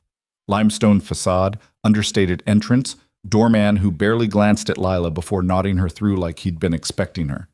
The elevator required a key card. She texted Adrian from the lobby. I'm here. Top floor, cards at the desk. The doorman handed it over without ceremony, and she stepped into an elevator that smelled like expensive cologne and old money. The ride-up felt endless, her reflection staring back from polished brass, a girl from Washington Heights, about to enter a world she had no business being in. The doors opened directly into his apartment. Not a hallway, not a landing, just straight into a space that made her breath catch.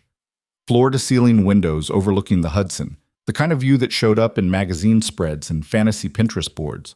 Hardwood floors that gleamed under recessed lighting. Furniture that looked comfortable and cost more than her annual income. Art on the walls, real art, not prints, that she recognized from museum visits. Adrian stood by the windows, drink in hand, still wearing the jeans and Henley from earlier. He looked tired in a way his suits usually hid. Hi. His voice was quiet. Hi yourself. She stepped out of the elevator, heard it close behind her. Nice place. It's just walls and furniture. It's a palace. It's lonely. He set down his drink, walked toward her. Thank you for coming. You said you'd tell me everything. I will. But first, are you hungry? I can order something. I'm not here for dinner, Adrian. I know, but we both need to eat, and this conversation is going to take a while. He pulled out his phone. Ty okay? She wanted to argue, wanted to demand answers immediately.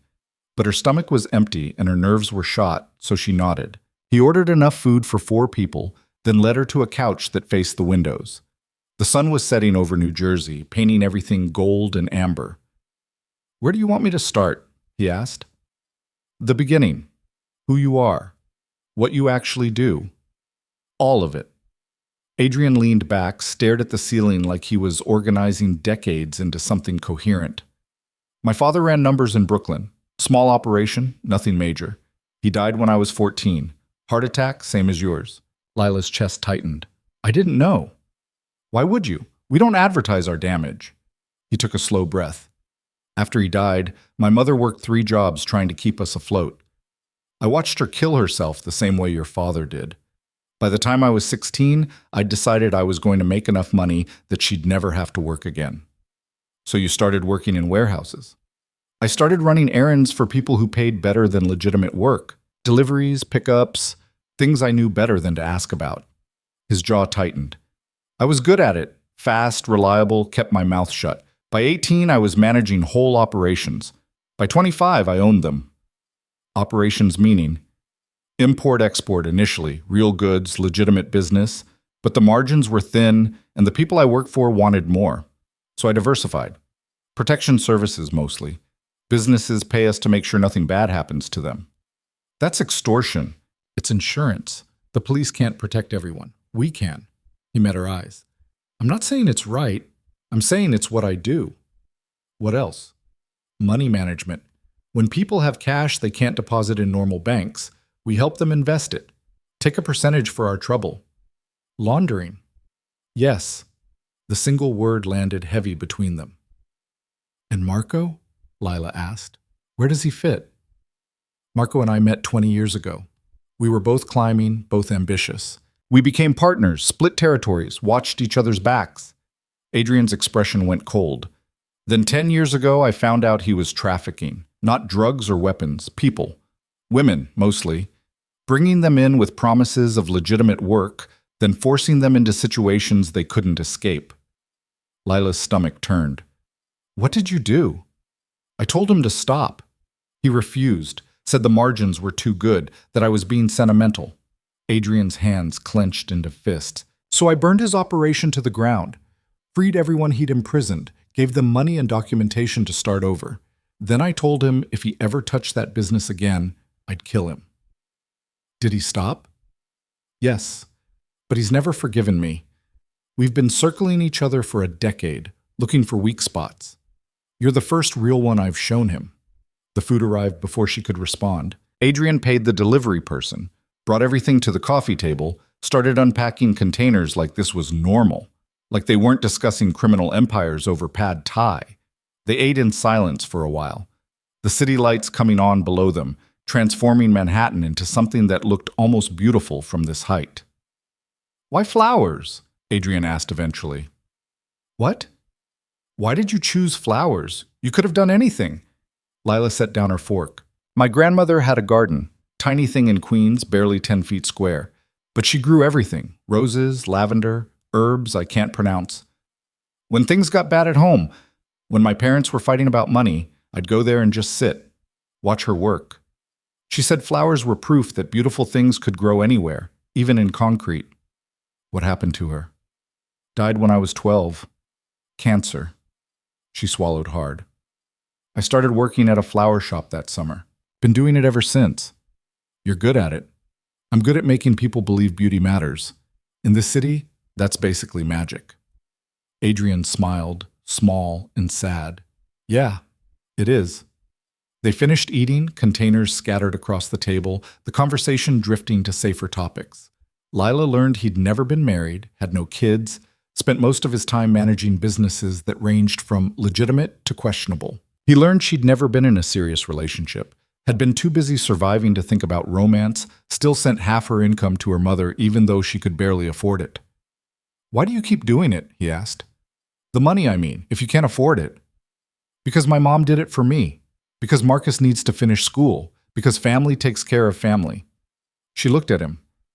Why do you keep doing what you do? You have enough money to quit, to go legitimate. I tried once, 5 years ago. Sold off most of my operations, invested everything in legal businesses, lasted 6 months. What happened? I was bored, and the people I'd worked with started filling the vacuum I left. Guys worse than me with none of my limits. He turned his glass slowly. So I came back, took back control. Told myself I was keeping the worst impulses in check, that I was the lesser evil. Do you believe that? Some days. Other days I think I'm just good at lying to myself. The honesty cut deeper than any confession. Lila stood, walked to the windows, pressed her palm against glass that was probably bulletproof. The city sprawled below, millions of people living lives she'd never intersect with, all of them carrying their own damage. "I need to ask you something," she said without turning around. "Anything. When you were watching me, those 3 months before you approached, were you planning this?" Silence. Long enough that she turned to face him. Adrian was staring at his hands. "No, I didn't have a plan. I just couldn't stay away." "But you knew who I was, where I lived, everything about me." "Yes." "That's not normal, Adrian. That's—" She struggled for the right word. "It's stalking." "I know." He looked up and she saw something raw in his expression. "I know how it sounds, but I wasn't trying to manipulate you or position you for anything. I just needed to see you, to know you existed, to believe that someone in this city was still real." "That doesn't make it better." "I know that too." She crossed her arms, trying to hold herself together. "So what happens now? You've told me everything, proven you trust me. What comes next?" "That's up to you." "Don't put this on me." "Who else should it be on?" Adrian stood, walked toward her slowly. "You're the one with the choice. Stay or go. Trust me or don't. I can't make that decision for you. You brought me into this. I offered you protection. You accepted. Everything after was a choice we both made. Stop being reasonable. I need you to be—" She didn't know how to finish the sentence. "Something. Anything other than this calm acceptance." "What do you want? For me to tell you I love you? That I can't live without you? That would be manipulation, Lila. I don't do that to people I care about." "Then what do you do?" "I tell the truth. I give you every reason to run, and I hope like hell you stay anyway." She wanted to scream, wanted to throw something or cry or demand he give her an easy answer. But there were no easy answers, just impossible choices and consequences she couldn't predict. "I saw something," she said quietly, "in your office, when you were ordering food." "What?" "Photos. On your desk. Me at my cart. Different days, different angles." Her voice shook. "How many do you have?" Adrian's face went carefully blank. "Lila, how many?" "Dozens, maybe more." I stopped counting. The confirmation was worse than discovery. She'd hoped she was wrong, that she'd imagined it, but no, he'd been documenting her, collecting her like she was something to study. "Why?" "Because I'm broken." The words came out flat. "Because 20 years in this business taught me to observe, to gather information, to never trust anything at face value. And when I saw you, I couldn't stop myself from applying those same habits. I'm not an operation to gather intelligence on." "I know, but I didn't know how else to—" He stopped, ran both hands through his hair. "There's no good explanation. I was obsessed. I am obsessed. You're the first thing in 2 decades that's made me feel human, and I documented it like I document everything else. I'm sorry." Lila's vision blurred. She realized she was crying. Adrian moved toward her, stopped when she held up a hand. "Don't, just don't." "Okay." She walked to the windows again, pressed her forehead against the cool glass. Below, cars moved like blood cells through arteries. Everyone going somewhere that mattered to them, none of them knowing a girl from Washington Heights was falling apart 40 floors above. "I should leave," she whispered. "Probably. This is too much, too fast, too dangerous." "Yes. You're not going to fight me on this?" "Fighting you means not respecting your choice. I won't do that." She turned around, tears still streaming down her face. "Why do you have to be like this? Why can't you be a regular kind of terrible? Someone I could hate easily?" "Because I spent 20 years becoming the worst version of myself, and you're the first person who makes me want to be better. That kind of wanting doesn't come with an instruction manual." "I don't know how to do this." "Neither do I." "But you want me to stay." "More than anything, but not at the cost of who you are." He took a step closer, still giving her space. "Lila, I meant what I said. You're not leverage or an investment or any of the things Marco tried to make you believe. You're someone who matters, someone who deserves better than what I'm offering." "Then why offer it at all?" Because I'm selfish, because walking away from you feels impossible, because he stopped, jaw working. Because you're the only good thing in my life, and I don't want to let that go. The words broke something in her chest. She closed the distance between them, grabbed his shirt, and kissed him hard enough to hurt. He froze for half a second, then his arms came around her, pulling her close, kissing her back with something that felt like desperation and relief and fear all tangled together. When they broke apart, both breathing hard, she kept her fists in his shirt.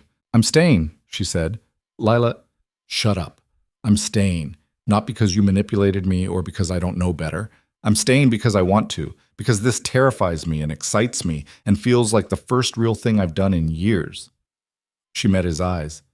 "But we're doing this my way. No more surveillance, no more photos, no more secrets. If this is going to work, I need honesty. All the time, even when it's ugly. Done. I mean it, Adrian. One lie, one omission, one time I find out you've been keeping something from me. I'm gone." "I understand." "And the guards? They back off. Way off. I'm not living under surveillance. Marco's still a threat. Then we deal with Marco, together. But I'm not spending my life looking over my shoulder while your people watch my every move." Adrian's expression flickered. Worry, calculation. Something else she couldn't read. Then he nodded. "Okay, the surveillance stops. But you stay in contact. If anything feels wrong, you call me immediately. Deal. Anything else?" "Yeah." She took a shaky breath. "You need to understand something. I'm not strong. I'm not brave. I'm barely holding my life together on good days. This thing with you, with Marco, with your whole world, it's too much. I'm going to crack. I'm going to have days where I can't handle it. And when that happens, I need you to let me fall apart without trying to fix it." "I can do that." "Can you? Because everything I've seen says you fix problems. You control situations. But I'm not a situation to control." "You're right. You're not." He touched her face, gentle, like she was something fragile. "And when you need to fall apart, I'll be there. Not to fix it, just to be there." She leaned into his palm, letting herself take comfort she probably shouldn't accept. "This is a mistake. Probably the biggest one I've ever made. But we're doing it anyway." "Yeah, we are." They stood there for a long time, the city glittering below them, holding on to each other like lifelines in a storm neither of them knew how to navigate. Eventually, Adrian pulled back slightly. "Stay tonight." "Adrian? Not like that. Just stay. Sleep in the guest room. Let me know you're safe for one night without guards or surveillance or any of the things you don't want." She should say no. Should put distance between them. Go home. Process everything she'd learned tonight. "Okay," she said instead. He showed her to a guest room that was nicer than her entire apartment. King bed, attached bathroom with marble everything, windows that overlooked the river. He brought her a t-shirt to sleep in, a new toothbrush still in its package. "If you need anything, I'm down the hall." "Thank you." He hesitated at the door. "Lila?" "Yeah?" "I'm sorry for the photos, for the surveillance, for bringing you into this. I'm sorry." "I know." "Does that help?" "Not really, but it's a start." He nodded, closed the door softly. Lila stood alone in a room that cost more per month than she made in a year, wearing a t-shirt that smelled like Adrian's cologne, trying to understand how her life had become this. She checked her phone. 3 missed calls from Marcus. 2 texts from her mother. 1 from Detective Reeves asking if she'd reconsidered. She turned off the phone. Tomorrow she'd deal with consequences. Tomorrow she'd figure out how to balance her real life with whatever this was. Tomorrow she'd be sensible. Tonight, she let herself fall asleep in sheets that felt like clouds, in a building with security that actually worked, knowing a man who terrified and fascinated her in equal measure was down the hall. Morning came too fast. Lila woke to sunlight and the smell of coffee. For a moment, she forgot where she was. Then memory crashed back. Adrian's apartment, his confessions, her choice to stay. She found him in the kitchen, making breakfast like this was normal. Eggs, toast, fruit cut into precise pieces. He'd changed into gym clothes, hair damp from a shower. "Morning." He slid a plate toward her. "Morning." She sat at the counter, accepted coffee that was probably imported and expensive. "You cook?" I feed myself. There's a difference. They ate in comfortable silence, the morning news playing on a TV she hadn't noticed last night. Some story about city council, something about construction permits, nothing about rival crime bosses or girls who'd stumbled into wars they didn't understand. What happens now? She asked eventually. You tell me. It's Sunday. What would you normally do? Laundry, groceries, call my mom and pretend everything's fine. Do you want me to drive you home? Should I want you to? I don't know. This is new for me, too. She studied his face, looking for calculation or strategy. Saw only uncertainty that matched her own. I need to go home, she decided. Face my real life, but Adrian? Yeah? Can we do this again? Dinner, talking, just this? Whenever you want. Even though it's complicated and dangerous and probably going to blow up in our faces? Especially because of that. She smiled despite herself. You're an idiot. I know. He drove her home in comfortable silence, the black sedan feeling less threatening in daylight. When they reached her building, he walked her to the door. The surveillance is really stopping? She asked. I'll keep one car at night, just in case, but no guards following you, no tracking, nothing invasive. Thank you. Don't thank me for doing the bare minimum of respecting you. She kissed him then, quick and fierce, then disappeared inside before she could change her mind. Her apartment felt smaller than usual. Cramped, real in ways Adrian's place wasn't. She did laundry, bought groceries, called her mother and lied about everything being fine. Marcus showed up unannounced around 3. We need to talk, he said, pushing past her. Hello to you too. Don't. I've been calling for 2 days. He spun around, eyes wild. Where were you? Out. With him? With Adrian, yes. Lila, what are you thinking? This guy is dangerous. People are talking, saying you're his girl now, that you're under his protection. Do you know what that means? It means people leave me alone. It means you're a target. Marcus grabbed her shoulders. Marco Silvano's crew was at the barber shop yesterday, asking about you, about where you live, who your family is. They know about Mom, about me. Ice flooded her veins. What did you tell them? Nothing, but they weren't really asking, you know? They were making it clear they could find us whenever they wanted. Did you call the police? And say what? Some guys talked to me? They didn't threaten anyone, just made conversation. He let go of her shoulders, paced her tiny living room. But I'm not stupid. I know what it meant. Lila pulled out her phone, called Adrian. He answered immediately. What's wrong? Marco's people approached Marcus. Yesterday, at a barber shop. Silence. Then deadly quiet. Is your brother with you now? Yes. Put me on speaker. She did. Marcus stared at the phone like it might explode. Marcus, Adrian's voice filled the room. My name is Adrian Vescari. We haven't met, but I'm the reason you're being watched. Yeah, I figured that out. I'm going to fix this. But I need you to do exactly what I say. Can you do that? Marcus looked at Lila. She nodded. Fine, he said. Don't go anywhere alone. Don't engage if they approach again. And if anything escalates, anything at all, you call this number. He rattled off digits. Someone will be there in minutes. I don't need your protection. You have it anyway. You're important to Lila, which makes you important to me. Adrian's tone left no room for argument. This isn't negotiable. And our mom? Marcus asked. She important to you too? Address? Marcus gave it, reluctance clear in every word.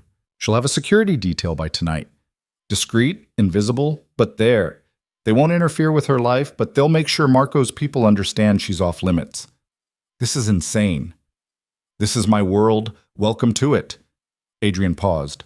Marcus, I know you don't trust me. I wouldn't either. But I promise you this, nothing happens to your family. Not while I'm breathing. The call ended. Marcus stared at Lila. You're really doing this? You're really choosing this life? I'm choosing him. The life comes with it. And when it kills you, what then? Then I'll be dead knowing I tried to live instead of just survive. That's not funny. It's not meant to be.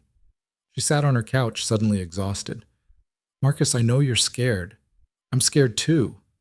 But Adrian's trying. He's protecting us. That's more than anyone else has ever done. He's protecting his investment. Maybe. Or maybe he actually cares. Either way, we're safer with him than without him. Marcus sat beside her, put his head in his hands. I don't know how to keep you safe. You can't. Nobody can. All we can do is be careful and trust that Adrian knows what he's doing. And if he doesn't? She didn't have an answer for that. They sat together until dark, brother and sister, trying to understand how their quiet lives had become this. Eventually, Marcus left, promising to be careful, to call if anything happened. Lila locked her door, checked the window. Sure enough, a black sedan sat at the curb. Her phone buzzed. Your mother and brother are covered. No one touches them. Thank you. Sleep well. Tomorrow's a new day. She wanted to believe him, wanted to trust that protection meant safety, that Adrian's promises meant something. But Marco's smile haunted her dreams, and she woke up 3 times that night, checking locks that couldn't keep out the kind of danger that was circling her life. Monday morning brought a message she wasn't expecting. We need to meet. You, me, no Adrian. Marco's number. Somehow, he had her phone. Her hand shook as she forwarded it to Adrian. He called immediately. Don't respond, don't engage, I'm handling this. He has my number. I know, I'm changing it today. New phone, new number, completely secure. Adrian, this is escalating. I know, but I'm ending it. Today. I promise. How?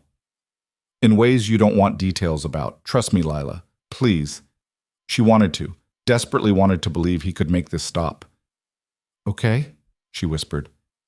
I trust you. Stay home today. Don't go to work. Don't go anywhere. Adrian, one day. Give me one day to fix this. The call ended. Lila spent the day pacing her apartment, jumping at every sound, checking her phone obsessively. No updates, no calls. Just silence that felt more threatening than noise. Evening came. Still nothing. At 8 o'clock, her door buzzed. She checked the peephole, saw Adrian. He looked terrible. Suit wrinkled, face bruised along one cheekbone, knuckles wrapped in bandages. She yanked open the door. What happened? It's over. Marco's leaving the city. He won't bother you again. How do you know? Because I made him understand that pursuing you would cost more than he's willing to pay. Adrian leaned against her doorframe, exhaustion written in every line of his body. It's done, Lila. You're safe. And you? Are you safe? I'm always safe. That's my job. She pulled him inside, locked the door, led him to her couch. Up close, she could see more damage, a split lip, bruising along his ribs visible through his open collar. Let me get ice. I'm fine. You're bleeding. Sit down. He sat, let her fuss over him with supplies from her inadequate first aid kit. She cleaned the split lip, pressed ice against the bruise on his face, tried not to think about what he'd done to end Marco's interest. You can't keep doing this, she said quietly. Doing what? Getting hurt for me. Fighting my battles. I'm not worth this much violence. He caught her hand, held it against his face. You're worth more. You're worth everything. His eyes met hers, dark and serious and completely certain. I would burn down the whole city if it meant keeping you safe. Don't ask me to apologize for that. I'm not asking you to apologize. I'm asking you to be careful, because if something happens to you, her voice cracked. I don't know what I'd do. Nothing's going to happen to me. You can't promise that. Maybe not. But I can promise I'll fight like hell to come back to you every single time. She kissed him then, careful of his split lip, tasting copper and desperation, and something that felt dangerously close to love. When they broke apart, she rested her forehead against his. Stay tonight, she whispered. Please. Lila, I know it's small, I know it's nothing like your place, but I need you here, just tonight. He nodded, pulled her close, and they sat together on her secondhand couch in her tiny apartment, holding on to each other like they could keep the world at bay through sheer force of will. Outside, the city hummed with violence and beauty and possibility. Inside, for one night, they let themselves believe they were safe, even though they both knew better, even though tomorrow would bring new problems. Just for tonight, they held on. They fell asleep tangled together on her couch, too exhausted to move to the bedroom, Adrian's arms wrapped around her like he could shield her from the world through proximity alone. Lila woke around 3 a.m. to find him staring at her ceiling, jaw tight with thoughts he wasn't sharing. "Can't sleep?" she whispered. "Didn't want to." His voice was rough. "Wanted to make sure you were real." "I'm real." "I know.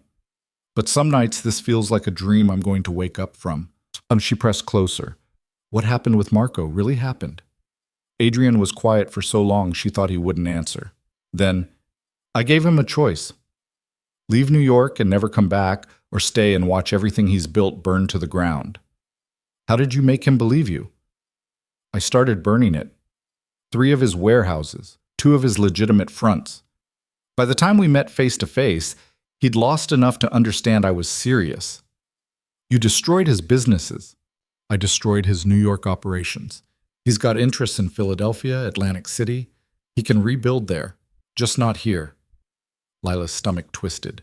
Violence she could almost rationalize. 2 men fighting, both walking away bruised. But systematic destruction of someone's entire livelihood, driving them out of a city through sheer force, that was something else entirely. "You're scared of me now," Adrian said. Not a question. "A little." "Good. You should be scared. Of me. Of what I'm capable of."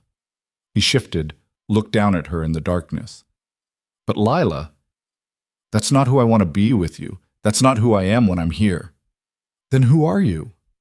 "I don't know yet. I'm still figuring it out."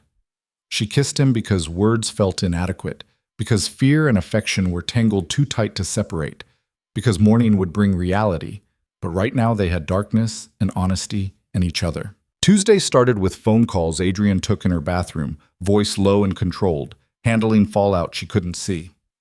He emerged looking tired but satisfied. "It's confirmed. Marco's people are packing up. He'll be gone by Friday." "Just like that?" "Just like that." He pulled on his jacket, winced when the movement pulled at his ribs. "I need to go handle some things. Will you be okay here? I have a business to run, remember?" "Lila, I'm not hiding anymore." "You said it was over. If it's over, I'm going back to my life." He looked like he wanted to argue, then nodded slowly. "Okay, but you take Thomas with you, just for this week." "Fine, but he stays at a distance." "Deal." Adrian kissed her forehead. "I'll call you tonight. Be safe." He left, and Lila got ready for work feeling like she was putting on armor, jeans, sweater, the cashmere scarf he'd given her that first week.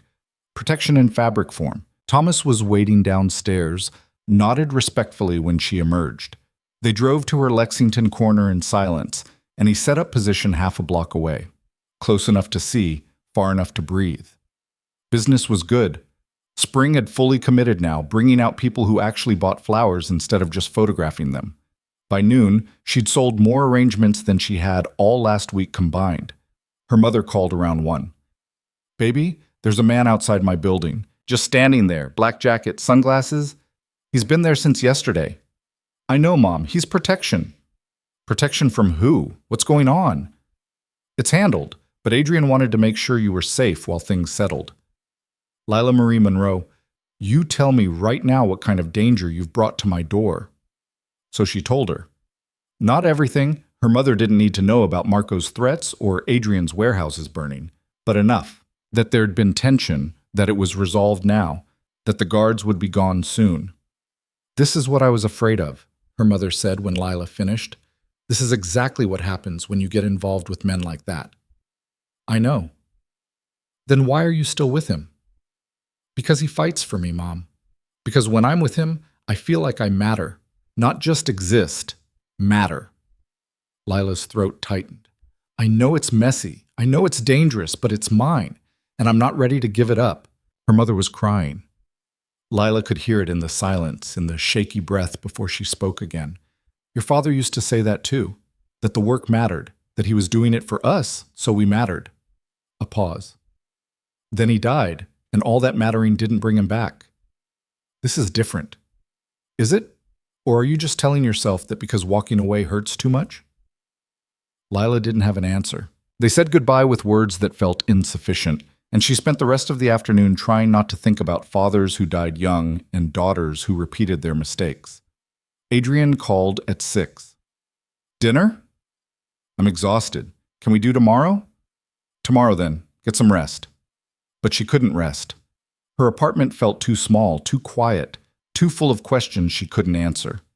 Around 8, she gave up pretending and took the subway to Tribeca. Adrian answered his door in sweatpants and no shirt, surprise clear on his face. I thought you were tired. I was. Now I'm here. She pushed past him into the apartment. Can I stay? You never have to ask. She meant to talk, meant to have important conversations about the future and boundaries and what came next. Instead, she kissed him, and talking became irrelevant. They ended up in his bedroom, actual bedroom this time, king bed with sheets that felt like silk, windows that showed Manhattan glittering like scattered diamonds. He was gentle with her, careful of his own injuries, taking time she didn't know she needed. Afterward, lying in darkness with his heartbeat under her palm, Lila finally asked the question that had been eating at her. What happens when you get bored of me? Adrian's chest stilled. What? You've had 20 years of this life. Beautiful women, dangerous situations, everything you could want. What happens when I'm not new anymore? Lila, I'm serious. I'm a florist from Washington Heights who wears clearance rack clothes and has never been anywhere more exciting than Brooklyn. Eventually, you're going to realize I'm boring. He shifted, turned on his side to face her. You think I'm with you because you're exciting? Aren't you? I'm different from your world. That's the appeal. You're different from my world because you're real. Because when I talk to you, you don't calculate what I want to hear or position yourself for advantage. You just exist, honestly, without games. His hand found her face in the darkness. That's not boring. That's the most valuable thing I've ever found. But what if Stop. Listen to me. His voice went firm. I've had beautiful women. I've had excitement. I've had everything money and power can buy. None of it mattered. None of it made me feel human. You do that just by existing. So no, I'm not going to get bored. I'm going to spend however long you'll let me proving I deserve you. She wanted to argue, wanted to push back against words that sounded too good to be true. But exhaustion and emotion had stripped away her defenses, leaving only the desperate hope that he meant it. Okay, she whispered. Okay? I'll try to believe you. That's all I'm asking. They fell asleep tangled together again, and this time Lila didn't wake up, just slept straight through until morning light painted the room gold. Wednesday through Friday blurred together. Lila worked her corners, Adrian handled his businesses. They met for dinners and spent nights at his apartment because it felt safer than hers. Marco's presence faded like a bad dream. His people disappeared. His operations went silent. Word on the street said he'd relocated to Atlantic City permanently. By Saturday, even Thomas had backed off, and Lila felt almost normal again. Almost. Detective Reeves showed up at her Central Park South location that afternoon. Same tired expression, same cheap coffee. Heard Marco Silvano left town. Did he? Don't play dumb. You know exactly what happened. Reeves studied her. 3 warehouses burned, 2 businesses shuttered overnight, witnesses too scared to talk. That's Adrian Vescari sending a message. If you say so. I do say so. And here's what I'm wondering. Was it worth it? Was getting involved with a crime boss worth watching him burn down parts of the city? Lila set down the roses she'd been arranging. You think I wanted that? You think I asked him to do any of it? I think you're in deeper than you realize. And I think when this all comes crashing down, because it will, you're going to be the one left standing in the rubble. Or maybe I'll be fine. Maybe Adrian's actually trying to be better. Men like him don't get better. They just get better at hiding what they are.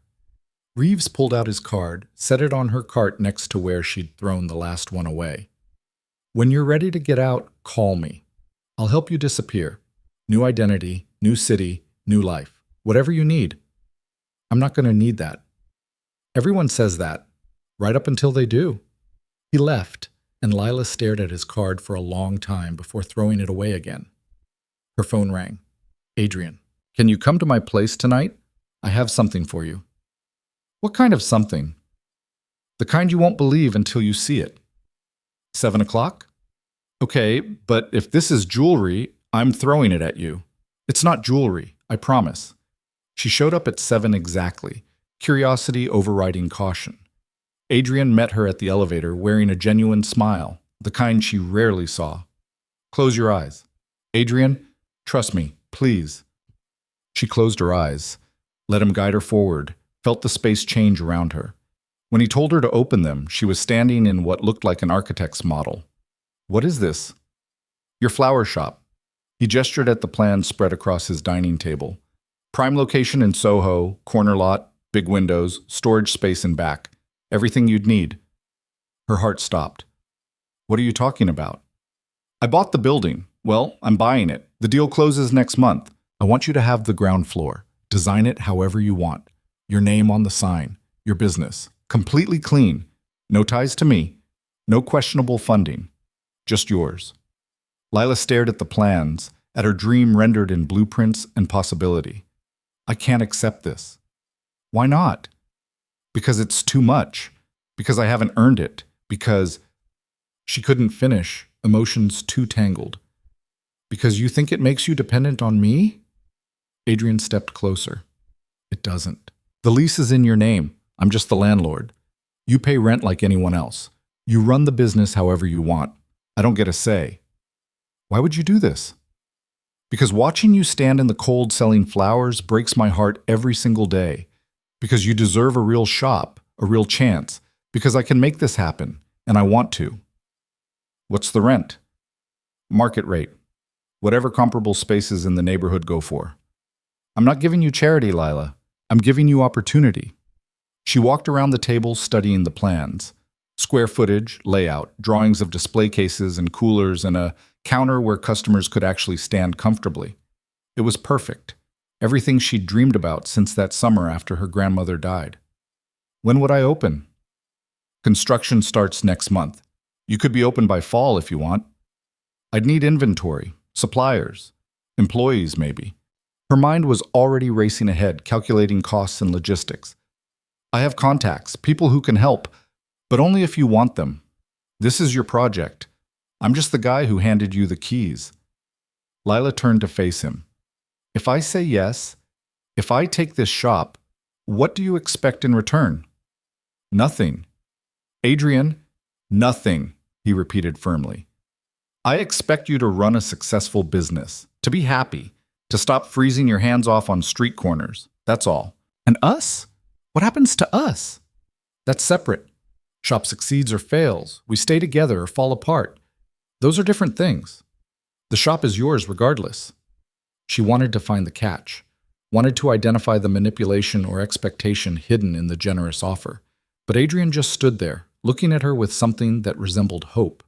And she couldn't find anything except genuine desire to help. Can I think about it? Take all the time you need. The building's not going anywhere. She studied the plans again, imagining her name on the sign. Lila Monroe Flowers. Or maybe something better. Monroe Floral. Bloom and Monroe. Something that sounded real, professional, like she belonged. Show me the location, she said. They drove to Soho in Adrian's car, parking on a tree-lined street that looked like a magazine spread. The building was beautiful. Brick facade, tall windows, the kind of space that probably cost more than she'd make in 5 lifetimes. This is the spot. Adrian unlocked the door, led her inside. The space was empty, dusty, clearly unused for years. But the bones were good. High ceilings, natural light flooding through those big windows, enough room to create something special. Lila walked through slowly, seeing it not as it was, but as it could be. Coolers along the back wall, display tables near the windows, a counter here, a workspace there, string lights overhead for ambiance. Her grandmother's photo somewhere prominent. You're already designing it, Adrian said from the doorway. Can't help it. She turned to face him. This is really mine? No strings? No strings? And if we break up tomorrow, I still get the shop? You still get the shop. I'll put it in writing if you want. She walked back to him, stopped close enough to see flecks of gold in his dark eyes. Why are you so good to me? Because you let me. Because for the first time in 20 years, someone accepts what I offer without demanding more. He touched her face. You're not with me for my money, or connections, or power. You're with me despite those things. That's worth more than every building I own. I don't know how to accept this without feeling like I owe you. Then don't accept it yet. Sit with it. Imagine running your business here.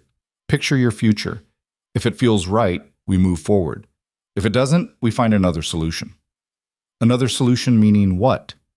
Meaning I help you find a different space, or I co-sign a loan, or I just stay out of it entirely and watch you build this yourself. Whatever you need. Lila kissed him because words felt inadequate, because he'd handed her a dream and asked for nothing in return, because every instinct said this was too good to be true, but every feeling said it was real. When they broke apart, she was crying. Is that a yes? He asked softly. That's a maybe. A strong maybe. I'll take it. They locked up the empty shop and drove back to his apartment, Lila's mind spinning with possibilities and fear in equal measure. That night, lying in his bed with Manhattan spread out below them, she made herself ask the hard question. What happens if Marco comes back? Adrian's arms tightened around her. He won't. But what if he does? What if this peace doesn't last? Then I'll handle it, same way I handled it before. By burning his world down, if that's what it takes. No apology, no hesitation, just flat certainty. Lila, I know that scares you. I know you want me to be someone who solves problems peacefully. But my world doesn't work that way. Marco understands force, so I gave him force. What if someone dies next time? What if you die? I won't. You can't promise that. Maybe not. But I can promise I'll fight like hell to come back to you. Every time. He kissed her temple. This is who I am. A man who handles threats violently when necessary. If you can't live with that, I understand. But I can't pretend to be someone I'm not. She wanted to argue. Wanted to demand he choose peace, choose the high road, choose anything except violence. But she'd seen his world, knew the rules. And demanding he change would mean demanding he stop being effective, stop protecting what mattered, stop being who he was. I can live with it, she said quietly. I don't like it, but I can live with it. That's all I'm asking. They fell asleep tangled together, her dreams full of flower shops and burning warehouses, beauty and destruction existing side by side because that's what Adrian was. Both things at once, impossible to separate. Sunday morning brought unexpected visitors. Lila was making coffee in Adrian's kitchen when the elevator opened and 3 men walked out. 2 she didn't recognize, older, expensive suits, the kind of presence that suggested serious money. The third was familiar from photos Adrian kept in his office. Adrian appeared immediately, moving between her and the visitors with unconscious protection. Gentlemen, this is unexpected. We need to talk, the oldest one said. Silver hair, sharp eyes, voice that expected obedience. About your recent activities. My apartment is in a conference room, and yet here we are. The man's gaze flicked to Lila. In private, preferably. Anything you have to say, you can say in front of her. Adrian, she stays or you leave. Choose. Tension crackled through the room. Finally, the silver-haired man nodded. Fine. I'm Victor Castellano. These are my associates. We represent the families you've been doing business with for the past decade. We're concerned. About? About you burning down 3 warehouses over a woman. About you driving Marco Silvano out of the city over a personal dispute. About you making decisions based on emotion instead of business. Victor's expression hardened. That's not how this works. You know that. I know that threats against my people get dealt with. That's always been the arrangement. Your people being associates, soldiers, business partners, not civilians, not florists who have nothing to do with our operations. Victor glanced at Lila again. She's a weakness. One Marco exploited easily. If we can see it, others will too. Adrian's entire demeanor went cold. Are you threatening her? I'm stating facts. You've made yourself vulnerable. That affects all of us. Then I'll handle it. How? By burning down more buildings? By starting wars over personal matters? Victor stepped closer. We tolerate your independence because you're effective. But if you become a liability, that tolerance ends. The air went electric with violence barely contained. Lila found herself speaking before thinking. Mr. Castellano, can I ask you something? Everyone turned to look at her. Do you have family? People you'd protect regardless of business implications? Victor's expression didn't change. That's not relevant. It is, though, because Adrian protected me the same way you'd protect your family. Maybe I'm not part of your world, but I'm part of his. And if that makes him vulnerable, isn't that what being human is? Having something worth protecting? Being human gets people killed in our business. Maybe. But being completely inhuman means you're already dead. You're just too busy making money to notice. Silence crashed through the apartment. Then Victor laughed, short, sharp, surprised. She's got spine, I'll give you that. She's got more than spine, Adrian said. And she's under my protection. Anyone who touches her answers to me. That includes you, Victor. Is that a threat? It's a statement of fact, same as yours. They stared at each other, decades of history and power dynamics playing out in the space between them. Finally, Victor nodded. Fine, keep your florist. But Adrian, control your emotions. Next time, we won't be this understanding. There won't be a next time. I made my point. Marco's gone. The message is delivered. It better be. Victor and his associates headed for the elevator. Just before the doors closed, he looked back. She's brave. Try to keep her alive. The elevator descended, leaving silence in its wake. Lila realized she was shaking. Who was that? The closest thing my world has to leadership. 5 families who run operations throughout the East Coast. Victor's the most powerful. Adrian pulled her close. You shouldn't have spoken to him. Did I make things worse? No, you made them better. He respects courage. Adrian kissed her forehead. But don't do it again. These men are dangerous, and you standing up to them makes you interesting. We don't want you to be interesting. Too late for that. Yeah, it is. They spent the rest of Sunday in his apartment, neither of them willing to venture out into a world that suddenly felt more hostile than before. Around 6, Lila's phone rang. Her mother. Baby, I need you to come home. It's Marcus. Ice flooded her veins. What happened? He's okay. He's here. But there was an incident. He needs you. Lila grabbed her jacket. I'm coming now. Adrian drove her to her mother's apartment in Brooklyn, the ride silent and tense. They found Marcus sitting on the couch, his face intact but his hands wrapped in bandages. What happened? Lila dropped beside him. Nothing. It's handled. Marcus, some of Marco's guys who didn't get the memo, they jumped me outside the studio, thought they could send a message. He flexed his bandaged hands. Your security detail showed up before it got bad. Thomas was there? Different guy. But yeah, Adrian's people. Marcus looked at Adrian standing awkwardly in the doorway. They saved my life. So I guess, thank you. Adrian nodded.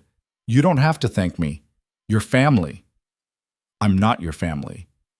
You're Lila's family. That makes you mine.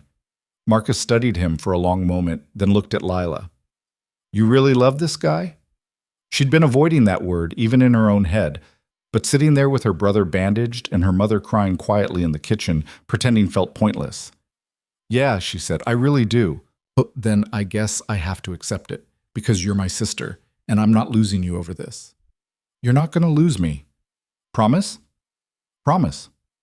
They stayed for dinner, her mother's cooking, cramped around a table meant for 3, Marcus telling stories that made everyone laugh despite the bandages. Adrian fit in better than Lila expected, comfortable with their chaos in ways he never seemed comfortable with his own luxury. Driving home that night, Lila finally voiced the question that had been building. How long can we keep doing this? Doing what? This. Us. Navigating between your world and mine. Eventually, something's going to break. Adrian was quiet for several blocks. What if it doesn't have to? What do you mean? What if I changed? Really changed? Not just stopping Marco or protecting your family, but stepping back from everything that makes me dangerous. You do that? I'm considering it. Going legitimate, selling off operations, keeping only the clean businesses. It would take time, years maybe, but it's possible. Why? Because I'm tired. Because 20 years of this has made me rich and empty. Because you showed me there's another way to live. He glanced at her. I can't promise I'd be perfect. Old habits die hard. But I could try. For you, I could try. Lila's chest tightened with emotion too big to name. What about the people who work for you, the families who depend on those operations? I'd transition carefully, make sure everyone lands somewhere safe. It wouldn't be overnight, but it could happen. And you'd really give it all up? Not all of it. I'd keep the real estate, the shipping business, the investments, just lose the parts that require violence. He pulled up to her building. Think about it. Both things, the shop and the future. See if you can imagine building something with me. If you can't, that's okay. But if you can, tell me. I'll make it happen. She kissed him before getting out, pouring everything she couldn't say into the contact. I'll think about it, she promised. That's all I'm asking. The next 2 weeks were the calmest Lila had experienced since Adrian entered her life. She worked both her corners, business booming as spring hit its peak. Adrian continued operating his businesses but started making changes, selling shares, restructuring operations, gradually untangling himself from anything criminal. They fell into a routine. Dinners twice a week, nights at his apartment, or occasionally hers, slowly learning how to be together without crisis demanding attention. Her mother warmed to him incrementally, won over by his genuine care for Marcus, and his efforts to change. Marcus remained skeptical but stopped actively protesting. Detective Reeves kept his distance, as if recognizing the battle was lost. 3 weeks after Adrian showed her the shop plans, Lila made her decision. They were having dinner at Sophia's place, the little Italian restaurant that felt like sanctuary, when she brought it up. I want the shop. Adrian set down his fork. You're sure? I'm terrified. But yeah, I'm sure. She reached across the table, took his hand. And I want to try. The future, I mean. Building something together. Watching you go legitimate. All of it. Even though it's complicated and messy and there are no guarantees, especially because of that. She smiled. I spent my whole life playing it safe, surviving instead of living. You taught me there's another option. Scared and alive beats safe and empty. You're not empty. You never were. Maybe not. But I was small, invisible. You made me feel like I could take up space. Her voice cracked. So yeah, I want the shop. I want you. I want this crazy, terrifying, impossible life we're building. Adrian's eyes were suspiciously bright. He stood, came around the table, and pulled her up into a kiss that tasted like promises and possibility. Sophia appeared with more wine, grinning like she'd known this was coming all along. Finally, she said, Adriano needs someone to make him human again. I'm working on it, Lila managed. Good. You keep working. He keeps trying. Together, maybe you both survive this city. That felt like the best blessing anyone could offer. Construction on the shop started in June. Lila spent her days running her carts and her evenings at the site, making decisions about layout and design and 1,000 details she'd never thought about before. Adrian was there whenever she needed him, offering advice but never overriding her choices. By August, the basic structure was done. By September, it looked like an actual flower shop instead of a construction zone. The sign went up in October, 2 weeks before opening. Monroe Blooms, in elegant script with her grandmother's name listed underneath. Lila stood on the sidewalk staring at it until she couldn't see through tears. Adrian wrapped an arm around her. She'd be proud. I hope so. I know so. Opening day was chaos. Friends, family, customers from her old corners, random people drawn in by the beautiful displays Lila had spent 3 days perfecting. She sold out of inventory by 2 p.m., had to close early and order emergency restocking. Her mother cried. Marcus took pictures for social media.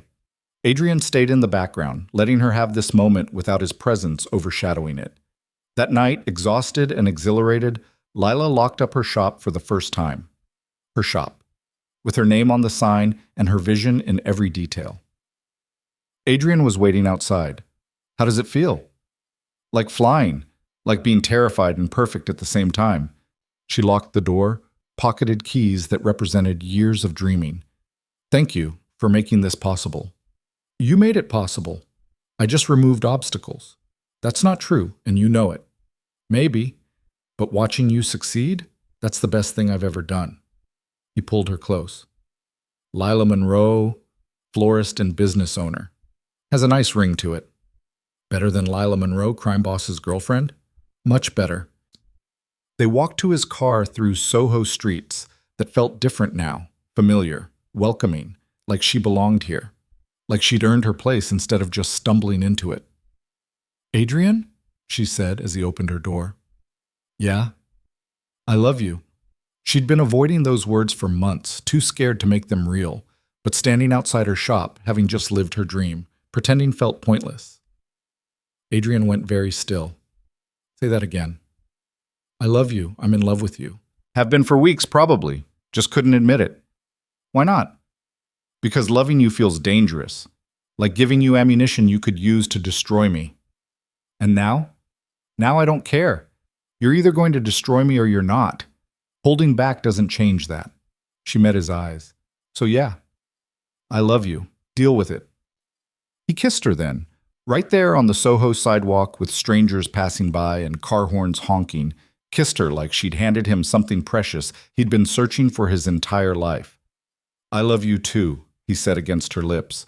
"Have since that first day at your cart. Just been too much of a coward to say it." "You're not a coward." "About this?" "Yeah, I am." He rested his forehead against hers. "Lila, you scare the hell out of me. Because losing you would break something I didn't know could break." "Then don't lose me." "I'll try. Every single day, I'll try." They drove back to his apartment and fell into bed, love and celebration and relief tangled together, whispering promises against each other's skin about futures they couldn't guarantee but wanted to try for anyway. 3 months later, on a cold February morning, Detective Reeves showed up at Monroe Bloom's. Leela was arranging Valentine's inventory when she saw him through the window. Her stomach dropped. He came in, looked around at the successful business, and nodded approval. "Nice place." "Thank you." "I heard Adrian's going straight, selling off operations, cleaning up his portfolio. That true?" "He's trying."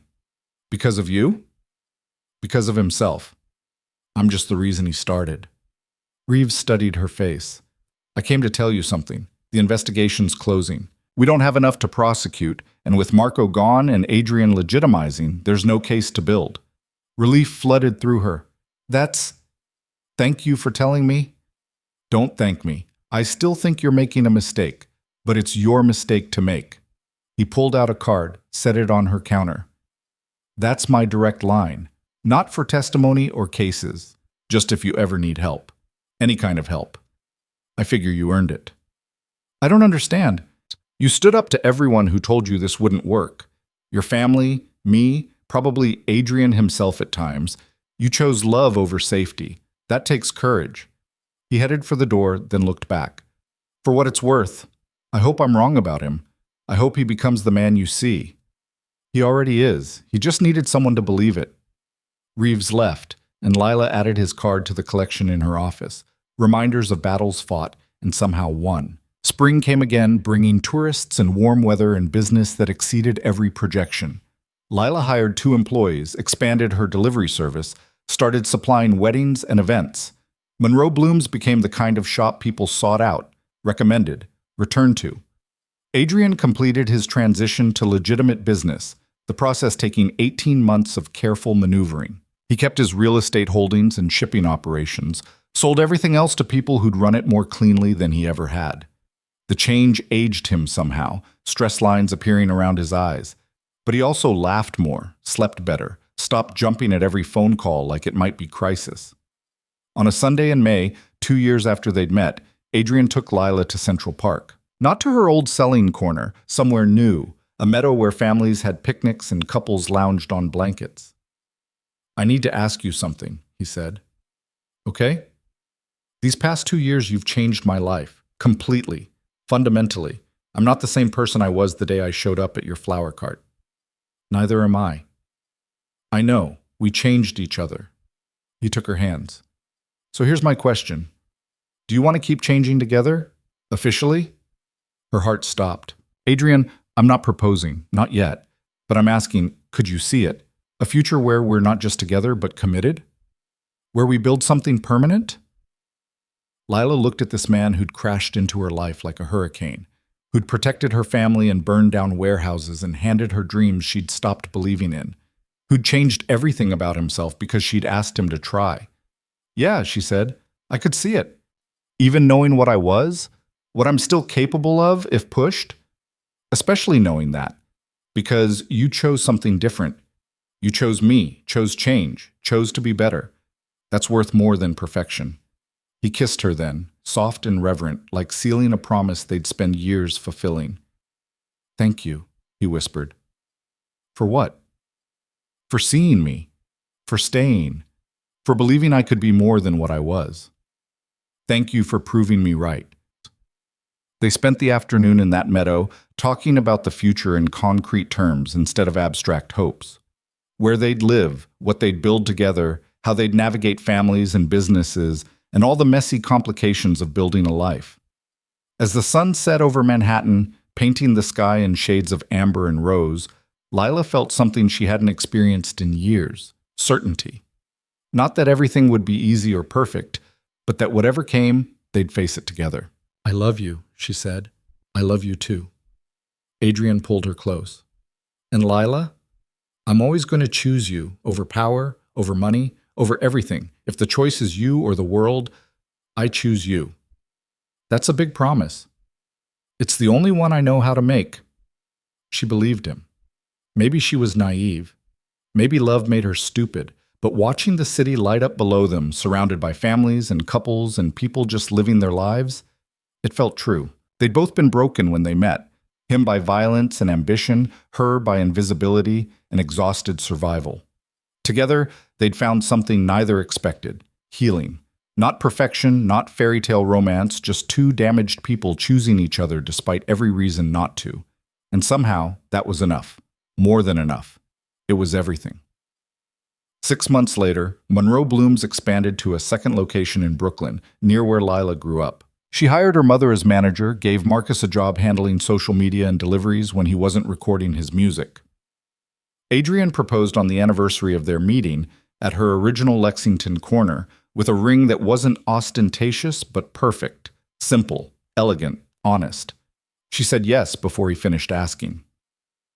They married quietly the following spring in Sophia's restaurant, surrounded by people who'd become family through choice rather than blood. No lavish ceremony, no press attention, just love and commitment and promises they meant to keep. Lila Monroe became Lila Viscari, florist and business owner, wife to a reformed crime boss trying every day to stay reformed. Their life wasn't perfect. Adrian still had contacts from his old world, still occasionally handled problems in ways that made her uncomfortable. She still panicked sometimes, convinced he'd revert to who he was, or that Marco would return, or that everything would fall apart. But they built something anyway. 2 flower shops that employed a dozen people. A real estate portfolio they managed together, using profits to fund legitimate businesses in struggling neighborhoods. A life that balanced his past with their present, her dreams with their reality. On quiet nights, lying in bed in the Tribeca apartment they now shared, Lila sometimes thought about that first day. The black SUV pulling up to her cart. Adrian stepping out like he owned the street. The moment everything changed. She'd been terrified then. She was still terrified now. But fear alongside love beat empty safety every single time. What are you thinking about? Adrian asked, pulling her closer. How you changed my life. Ruined it, you mean? No, changed it. Made it bigger, scarier, but bigger. Is that good? Yeah. She kissed him. It's good, Pete. Outside, Manhattan glittered with possibility and danger in equal measure. People lived and died and loved and fought and built impossible futures every single day. Lila and Adrian were just 2 more stories in a city full of them. But they were theirs, messy, complicated, terrifying, and real. And in the end, that was all that mattered. They'd chosen each other and kept choosing, every day, through every complication. That was the real miracle. Not the flower shop or the money or the protection.